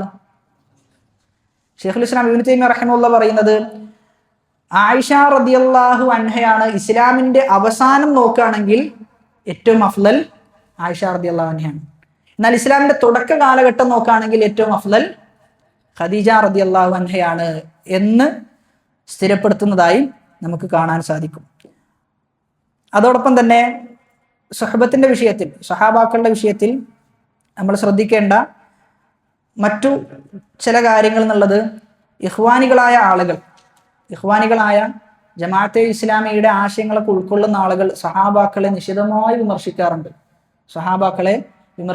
അവരുടെ സ്ഥാനം കുറച്ച് കാണാറുണ്ട്. പ്രത്യേകിച്ച് മുആവിയ റളിയല്ലാഹു അൻഹുവിന്റെ വിഷയത്തിൽ ഒരു പുസ്തകം വരെ എഴുതിയിട്ടുണ്ട്. മുആവിയ റളിയല്ലാഹു അൻഹുവിന് പറ്റിയ തെറ്റുകൾ എന്നൊക്കെ പറഞ്ഞിട്ട് ഒരുപാട് ആരോപണങ്ങളാണ് എഴുതിയത്. മൗദൂദി എന്ത് ചെയ്തിട്ടുണ്ട്? മുആവിയ റളിയല്ലാഹു അൻഹുവിനെതിരെ പുസ്തകം എഴുതിയിട്ടുണ്ട്. അതിന് അറബ് ലോകത്ത് സലഫി ഉലമാക്കളൊക്കെ വളരെ കൃത്യമായ ഖണ്ഡനം അതിന് കൊടുത്തിട്ടുണ്ട്. അതുകൊണ്ട് തന്നെ സഹാബാക്കളുടെ വിഷയത്തിൽ വളരെ വലിയ സൂക്ഷ്മത ഉണ്ടാകണം. ആരെങ്കിലും സഹാബിയുടെ വിഷയത്തിൽ മോശമായി സംസാരിക്കുകയാണെങ്കിൽ നമുക്ക് തിരുത്തി കൊടുക്കാൻ പറ്റണം. നമുക്ക് വളരെ കൃത്യമായി അതിന് മറുപടി കൊടുക്കാൻ പറ്റണം. കാരണം നമ്മൾ ഇത്ര ആലോചിച്ചാൽ മതി, നമ്മൾ ഏറെ ഇഷ്ടപ്പെടുന്ന ഒരു കളിക്കാരനെ കുറിച്ച് എന്തെങ്കിലും കുറ്റം പറഞ്ഞാലോ നമുക്ക് എന്തൊക്കെ നിരത്താനുണ്ടാകും. നമ്മൾ അതിനുവേണ്ടി തല്ലുകൂടും. ഓനക്ക് ബാലൻ ഡി ഓർ ഇത്ര കിട്ടിയിട്ടുണ്ട്, ഇത്ര കൊല്ലം കളിച്ചിട്ടുണ്ട്, ഇത്ര വയസ്സായിട്ടും കണ്ടില്ല അവന്റെ കളി എന്നൊക്കെ നമ്മൾ പറയും. എന്നാൽ ഒരു സഹാബിയുടെ വിഷയത്തിലേക്ക് എത്തുമ്പോഴോ ആ സഹാബിയെ കുറിച്ച് നമുക്കറിയില്ല, ആ സഹാബിയുടെ കുടുംബക്കാരെ കുറിച്ച് അറിയില്ല. അത് ഭയങ്കര അപകടമാണ്. അതായത് റസൂലിന്റെ കൂടെ ജീവിച്ച സഹാബിയാണ് ആ സഹാബി. ഞാൻ എൻ്റെ സംസാരത്തിലൂടെ ആ സഹാബി എനിക്ക് സംരക്ഷിക്കാൻ പറ്റണം എന്നൊരു നിയത്തിൽ നമുക്ക് ഉണ്ടാകണം. എൻ്റെ സംസാരത്തിലൂടെ ഒരു സഹാബിയെ വിമർശിക്കുന്ന ഒരു വ്യക്തി, അവനെ മാറ്റാൻ എൻ്റെ സംസാരം നിമിത്തമാകണം എന്നെന്ത് ചെയ്യണം? നമ്മൾ ആഗ്രഹിക്കണം. അതുകൊണ്ട് തന്നെ സഹാബാക്കളുടെ ജീവിതം നമ്മൾ പഠിക്കണം. അവരുടെ ജീവിതമാണ് നമ്മൾ നമ്മുടെ മക്കൾക്ക് എന്ത് ചെയ്യേണ്ടത്? പഠിപ്പിച്ചു കൊടുക്കേണ്ടത്, സമൂഹത്തിന് പഠിപ്പിച്ചു കൊടുക്കേണ്ടത്. അവരുടെ ജീവിതം കൊണ്ട് മാത്രമേ ഖൈറുള്ളൂ. അതല്ലാത്ത ഏത് വ്യക്തികളുടെ ജീവിതം പരിശോധിച്ചാലും പുറമെ ചിലപ്പോൾ നിങ്ങൾക്കത് നന്മയായി തോന്നാം, പക്ഷെ ഉള്ളിൽ എന്തായിരിക്കും? അവർ നരകതുല്യമായ ജീവിതമായിരിക്കും ജീവിച്ചുകൊണ്ടിരിക്കുക. നരകതുല്യമായ ജീവിതം. അറിയപ്പെട്ട ഒരുപാട് ആളുകൾ, ലോകത്തിൽ പ്രസിദ്ധി നേടിയ ഒരുപാട് ആളുകൾ, അവർ മരിക്കുന്നത് എങ്ങനെയാണ്? സൂയിസൈഡ് ചെയ്തിട്ടൊക്കെയാണ് മരിക്കുന്നത്. How to stop worrying and start living എന്ന് പറയുന്ന ഒരു പുസ്തകം എഴുതിയ ഒരു വ്യക്തി. അദ്ദേഹത്തിന് വേറൊരു പുസ്തകമാണ് how to win friends and influence people എന്ന് പറയുന്ന ഡേൽ കാർണിഗിന്റെ പുസ്തകം. അദ്ദേഹം മരിക്കുന്നത് എങ്ങനെയാണ്? സൂയിസൈഡാണ്. അദ്ദേഹം പറയുന്നത് എന്താ? അദ്ദേഹത്തിന്റെ പുസ്തകത്തിൽ എങ്ങനെയാണ് സന്തോഷകരമായി ജീവിക്കാന്നാണ്, എങ്ങനെയാണ് വിഷമിക്കാതിരിക്കുക എന്നുള്ളതാണ്. എന്നിട്ട് അദ്ദേഹം മരണപ്പെടുന്നതോ സൂയിസൈഡിലൂടെ. അതായത് ഇസ്ലാം കൃത്യമായി ഉൾക്കൊള്ളാതെ ഭൗതികമായി എത്ര തന്നെ ഉന്നതിയിലേക്ക് എത്തിക്കഴിഞ്ഞാലും അവിടെ എന്ത് ചെയ്യും?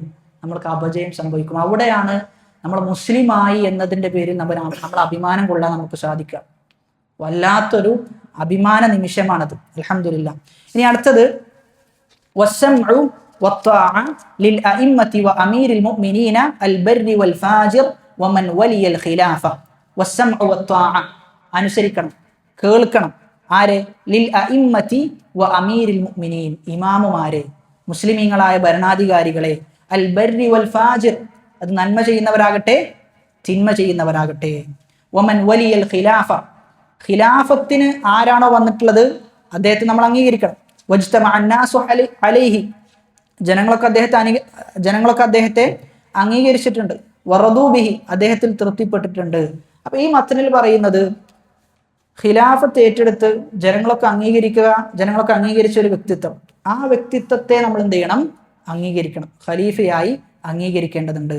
വമൻ അലൈഹിം ബിസ്സൈഫി ഹത്താ സാറ ഖലീഫ, ഒരാൾ ഖലീഫയായി, എങ്ങനെയാണ് ഖലീഫയായത്? അദ്ദേഹത്തിന്റെ ശക്തി ഉപയോഗിച്ചുകൊണ്ട് ഒരു നാട് കീഴടക്കി.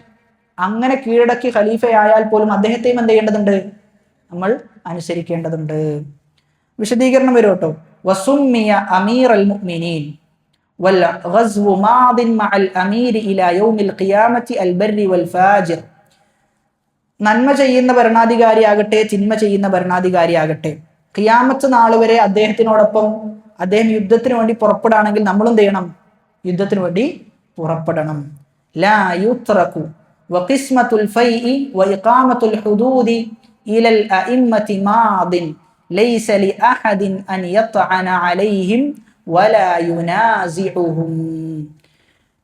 അവരെ ആക്ഷേപിക്കുക, അവരോട് തർക്കിക്കുക. അതേപോലെ തന്നെ ഇമാമിങ്ങളാണ്, ഖലീഫമാരാണ് എന്ത് ചെയ്യേണ്ടത്? നാട്ടിൽ നടക്കുന്ന കുഴപ്പങ്ങൾക്ക് വിധി തീർപ്പാക്കേണ്ടതവരാണ്, ശിക്ഷകൾ നടപ്പിലാക്കേണ്ടതവരാണ്. എന്നാൽ നമ്മൾ പോയി ശിക്ഷ നടപ്പിലാക്കാൻ പറ്റുമോ? ഇല്ല.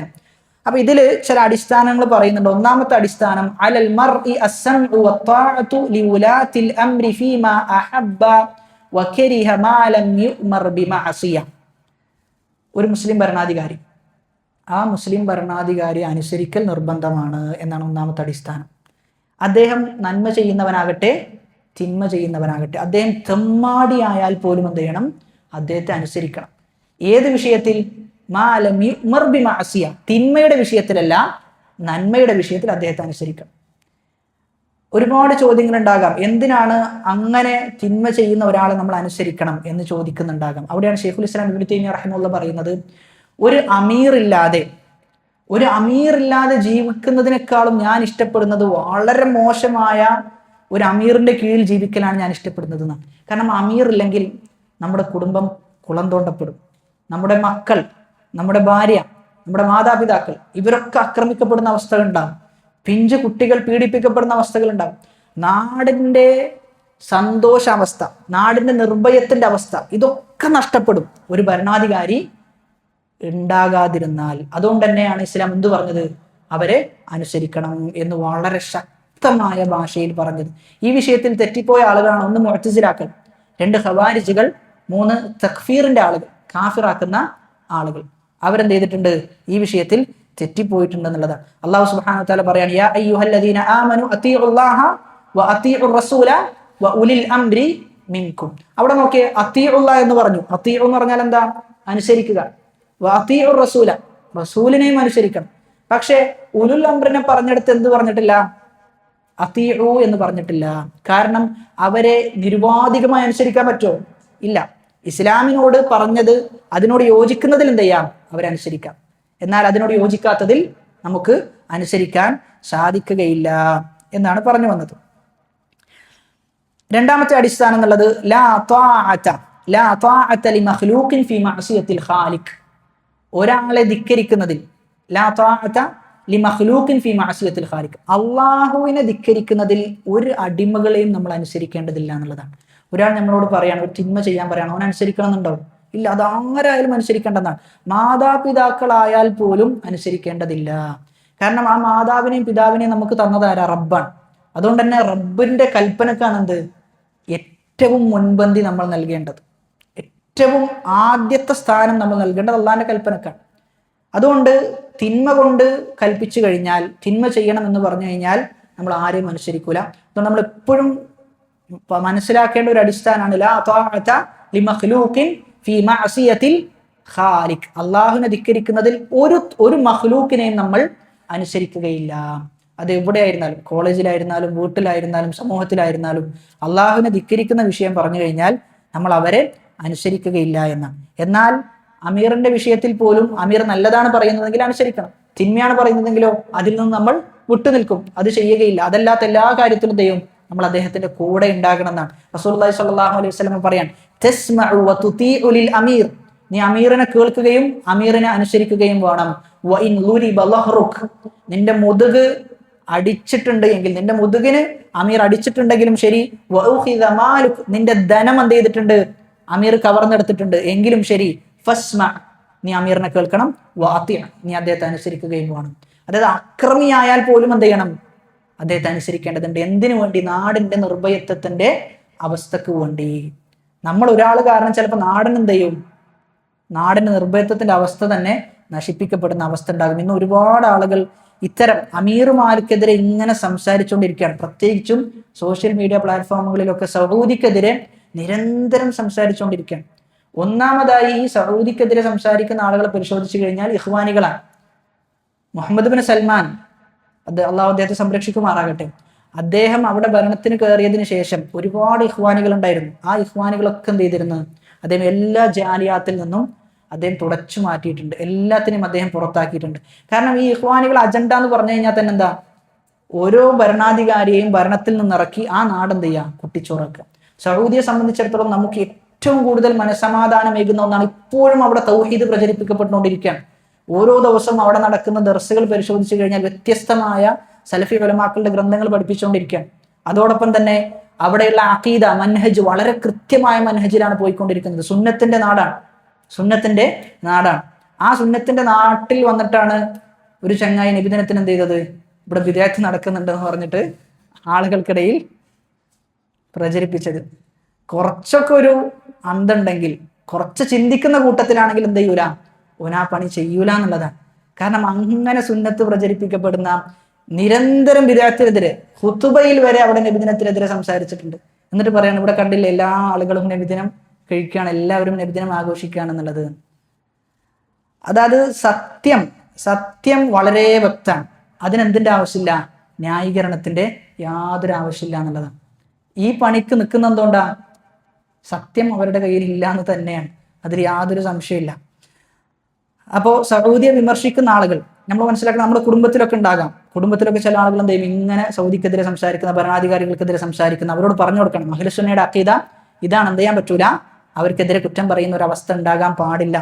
അവിടെയുള്ള മുസ്ലിങ്ങളുടെ അവസ്ഥ പരിശോധിച്ച് നോക്ക്, അവിടെയുള്ള ഇൽമിന്റെ അവസ്ഥ പരിശോധിച്ച് നോക്ക്. ഇപ്പോഴും അഹ്ലുസുന്നയുടെ മനഹജിലാണ് പോകുന്നത്.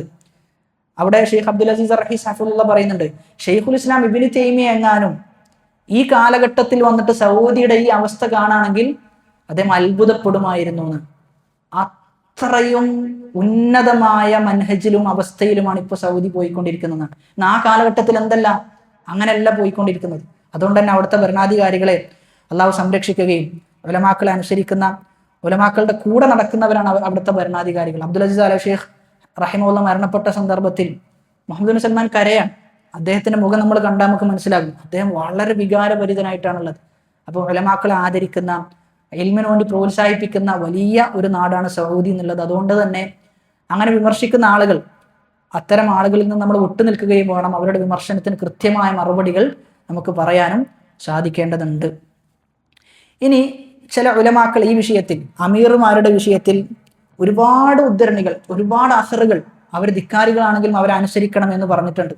ഒരിക്കൽ ഷദ്ദാദ് ബിൻ ഔസ് റളിയല്ലാഹു അൻഹു അന്നഹു ഗത്ത റഅസഹു യൗമൻ മിനൽ അയ്യാമി ഫബക, അദ്ദേഹം മുഖം ഇങ്ങനെ പൊത്തിയിട്ട് അദ്ദേഹം കരയാൻ.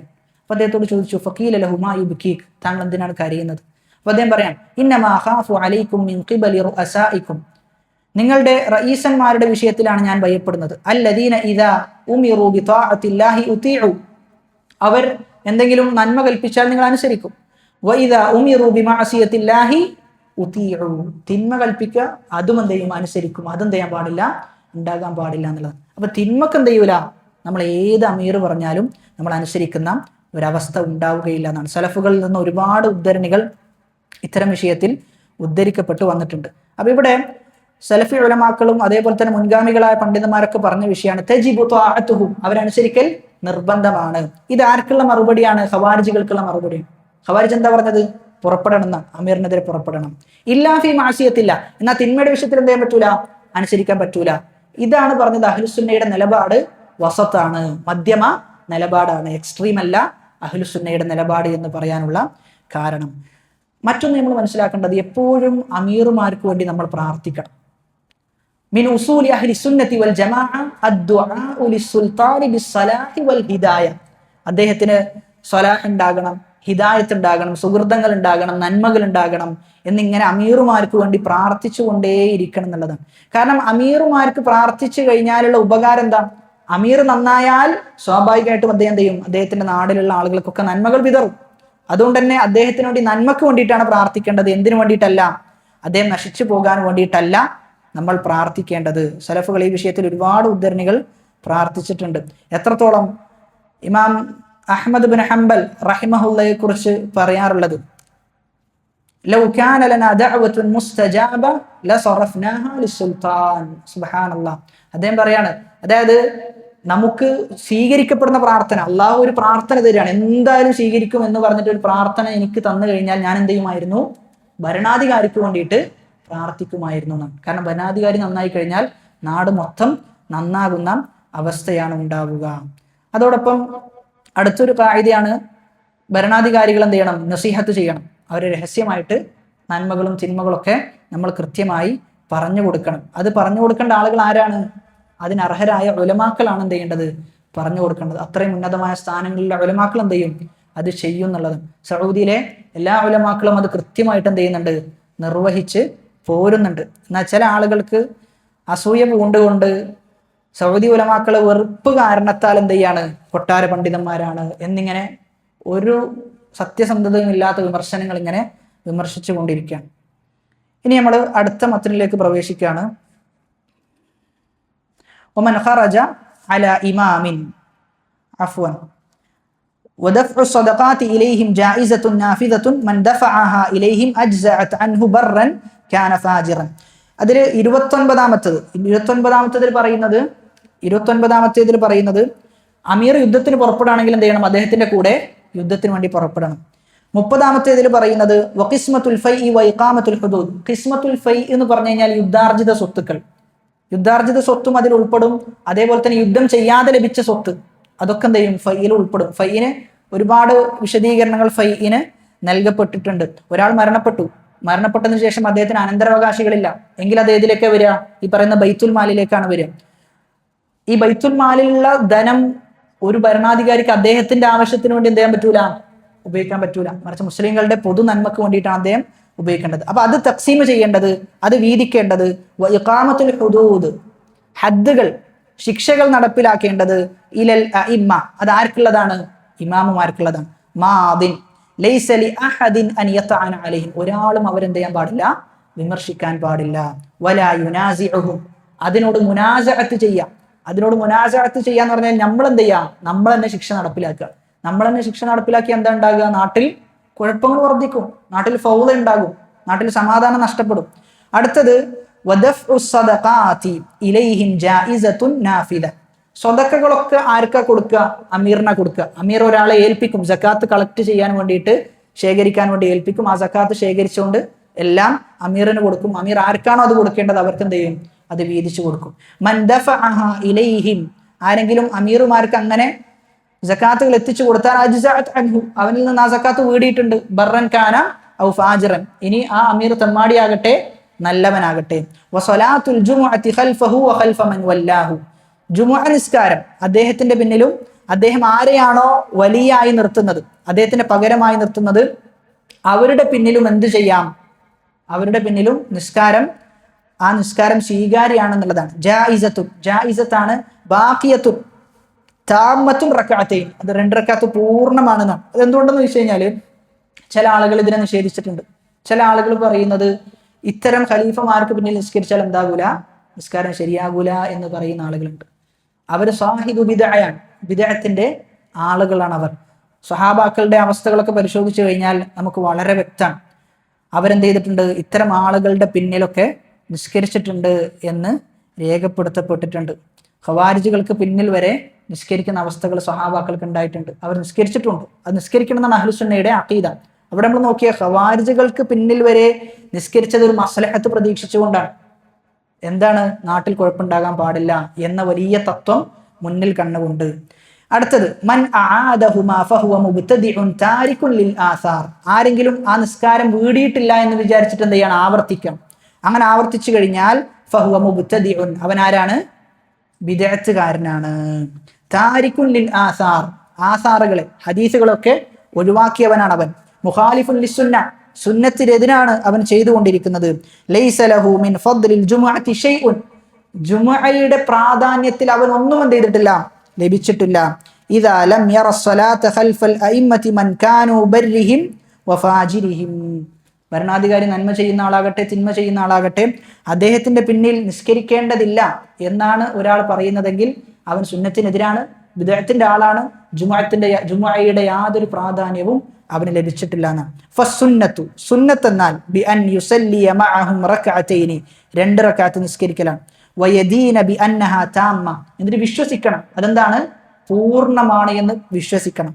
ലാ യകുൻ ഫീ സദ്രിക മിൻ ദാലിക ശക്കുൻ, നിസ്കരിച്ചു കഴിഞ്ഞാൽ ഒരു സംശയം പോലും നിനക്ക് ഉണ്ടാകരുത് എന്നാണ്. ആ വിഷയത്തിൽ ഒരു സംശയം പോലും നിനക്ക് ഉണ്ടാകാൻ പാടില്ല. ഇബ്നു മസ്ഊദ് റളിയല്ലാഹു അൻഹു അൽ വലീദ് ഇബ്നു ഉഖ്ബ എന്ന് പറയുന്ന ഷാരിബുൽ ഖംർ, അദ്ദേഹം കള്ളു കുടിച്ചിരുന്നു എന്നാണ്. അദ്ദേഹത്തിന്റെ പിന്നിൽ എന്ത് ചെയ്തിട്ടുണ്ട്? ഇബ്നു മസ്ഊദ് റളിയല്ലാഹു അൻഹു നിസ്കരിച്ചിട്ടുണ്ട്. സ്വഹാബാക്കളിൽ നിന്ന് ഒരുപാട് ഉദ്ധരണികളുണ്ട്. കുറച്ച് കാര്യങ്ങൾ മാത്രമാണ് നമ്മളിവിടെ സൂചിപ്പിക്കുന്നത്. അടുത്തത് വമൻ ഖറജ അലാ ഇമാമിൻ മിൻ അഇമ്മത്തിൽ മുസ്ലിമീൻ, മുസ്ലിമീങ്ങളുടെ ഇമാമിയങ്ങൾക്കെതിരെ ആരെങ്കിലും പുറപ്പെട്ടാൽ വഖദ് കാന അന്നാസു ഇജ്തമഉ അലൈഹി വഅഖറു ലഹു ബിൽ ഖിലാഫ, ജനങ്ങൾ അദ്ദേഹത്തെ അംഗീകരിച്ചിട്ടുണ്ട്, അദ്ദേഹത്തിന്റെ ഖിലാഫത്ത് അംഗീകരിച്ചിട്ടുണ്ട്. ബി അയ്യി വജ്ഹിൻ കാന, ഖിലാഫത്തിലേക്ക് എങ്ങനെ എത്തിയാലും ശരി. ബിർറിളാ ഔ ബിൽ ഗലബ, ഒന്നുകിൽ തൃപ്തിപ്പെട്ടുകൊണ്ടാണ്, അതായത് തെരഞ്ഞെടുത്തു, അദ്ദേഹമാണ് തെരഞ്ഞെടുക്കപ്പെട്ടത്, അതല്ലെങ്കിൽ ഗലബത്താണ്, അതിജയിച്ച് വന്നതാണ്, അതിജയിച്ച് അദ്ദേഹം കീഴടക്കിയതാണ്. കീഴടക്കിയാൽ പോലും എന്ത് ചെയ്യണം? അദ്ദേഹത്തെ അനുസരിക്കണം എന്നുള്ളതാണ്. ഫഖദ് ശക്ക ഹാദൽ ഖാരിജു അസൽ മുസ്ലിമീൻ وخالف الآثار عن رسول الله صلى الله عليه وسلم فإن مات الخارج عليه مات ميتة جاهلية. ഒരാൾ അയിമ്മത്തിനെതിരെ ഇമാമിനെതിരെ പുറപ്പെട്ടാൽ അവൻ മുസ്ലിമീങ്ങളുടെ ഐക്യത്തെയാണ് അവൻ തകർക്കുന്നത്. അവൻ റസൂലിന്റെ സുന്നത്തിനോട് എതിരാവുകയാണ് ചെയ്യുന്നത്. അതേ രൂപത്തിൽ അവൻ മരണപ്പെട്ടു കഴിഞ്ഞാൽ ജാഹിലിയത്തിന്റെ മരണമാണ് അവൻ മരിക്കുന്നത്. ജാഹിലിയത്തിന്റെ മരണം എന്ന് പറയുമ്പോൾ അവിശ്വാസി ആയിക്കൊണ്ട് എന്നല്ല, മറിച്ച് ജാഹിലിയത്തിന്റെ സ്വഭാവം ഉള്ളവനായിക്കൊണ്ടാണ് മരണപ്പെടുന്നത്. ജാഹിലിയാക്കൾ എന്ത് ചെയ്യൂല, അവർ അമീർമാരെ അംഗീകരിക്കുകയില്ല എന്ന്. അവർ അമീർമാരെ അംഗീകരിക്കില്ല. അതുകൊണ്ടാണ് അവർ പല ഗോത്രങ്ങളായി ജീവിച്ചിരുന്ന ആളുകൾ. അതുകൊണ്ടാണ് ഹദീസിൽ എന്ത് പറഞ്ഞത്, ജാഹിലിയത്തിലെ മരണമാണ് മരിക്കാന്ന്. ജാഹിലിയാക്കൾ അമീറിനെ അംഗീകരിച്ചിരുന്നില്ല. അടുത്തത് വലാ യഹില്ലു ഖിതാലു സുൽത്താനി വലൽ ഖുറൂജു അലൈഹി ലിഅഹദിൻ മിനൻ നാസ്. ജനങ്ങളിൽ ആർക്കും സുൽത്താനിനോട് പോരാടുക, അതല്ലെങ്കിൽ അവർക്കെതിരെ തിരിയുക എന്നത് അനുവദനീയമല്ല. ഫമൻ ഫഅല ദാലിക ഫഹുവ മുബ്തദിഉൻ. അങ്ങനെ ആരെങ്കിലും ചെയ്തു കഴിഞ്ഞാൽ അവൻ മുബ്തദിഅൻ, അവൻ ബിദ്അത്തുകാരനാണ്. അലാ ഗൈരി സുന്നതി വത്തരീഖ്, യഥാർത്ഥ വഴിയിലൂടെയല്ല അവൻ പോകുന്നത്. അപ്പോൾ ഒരു ഖലീഫയെ തെരഞ്ഞെടുക്കുക എന്ന് പറയുമ്പോൾ അതിലെന്തുണ്ട്, ഒരുപാട് ഷർത്തുകളൊക്കെ ഉണ്ട്. ഒരുപാട് ഷർത്തുകൾ ആ ഖലീഫയെ തെരഞ്ഞെടുക്കുന്ന വിഷയത്തിലുണ്ട്. അതുമാത്രമല്ല, ഒരു ഖിലാഫത്തിനെതിരെ പുറപ്പെടണമെങ്കിൽ പോലും കൃത്യമായ ശുറൂത്തുകൾ എന്ത് ചെയ്യണം, പാലിക്കപ്പെടണം. കൃത്യമായ ശുറൂത്തുകൾ പാലിക്കപ്പെടണം. ഒന്ന്, അദ്ദേഹം വ്യക്തമായ കുഫ്ർ ചെയ്യുന്ന ആളാകണം. ഒരു ഇമാമിനെതിരെ തിരിയണമെങ്കിൽ വ്യക്തമായ കുഫ്ർ ചെയ്യുന്ന ആളാകണം, ഒന്നാമത്തെ ഷർത്ത്. രണ്ടാമത്തെ ഷർത്ത്, പുറപ്പെട്ടു കഴിഞ്ഞാൽ ഈ പറയുന്ന പുറപ്പെട്ട ആളുകളുടെ വിഭാഗത്തിൽ നിന്ന് കുട്ടികൾ മരണപ്പെടാൻ പാടില്ല, രക്തരൂക്ഷിതമായ യുദ്ധങ്ങൾ അതിലൂടെ ഉണ്ടാകാൻ പാടില്ല. ഇങ്ങനെ ഒരുപാട് കാര്യങ്ങൾ എന്ത് ചെയ്യണം, ഇല്ലാതാകണം. എങ്കിൽ മാത്രമേ പുറപ്പെടാൻ സാധിക്കുകയുള്ളൂ. അല്ലെങ്കിൽ എന്ത് ചെയ്യണ്ട, പുറപ്പെടണ്ട എന്നുള്ളതാണ് അഹ്ലുസുന്നയുടെ മൻഹജായിട്ട് ഈ വിഷയത്തിൽ നമ്മൾ മനസ്സിലാക്കേണ്ടത്. വഖിതാലുൽ ലുസൂസി വൽ ഖവാരിജി ജായിസുൻ. കള്ളന്മാരെയും അതേപോലെ തന്നെ ഖവാരിജുകളോടും യുദ്ധം ചെയ്യുക എന്നത് അനുവദനീയമാണ്.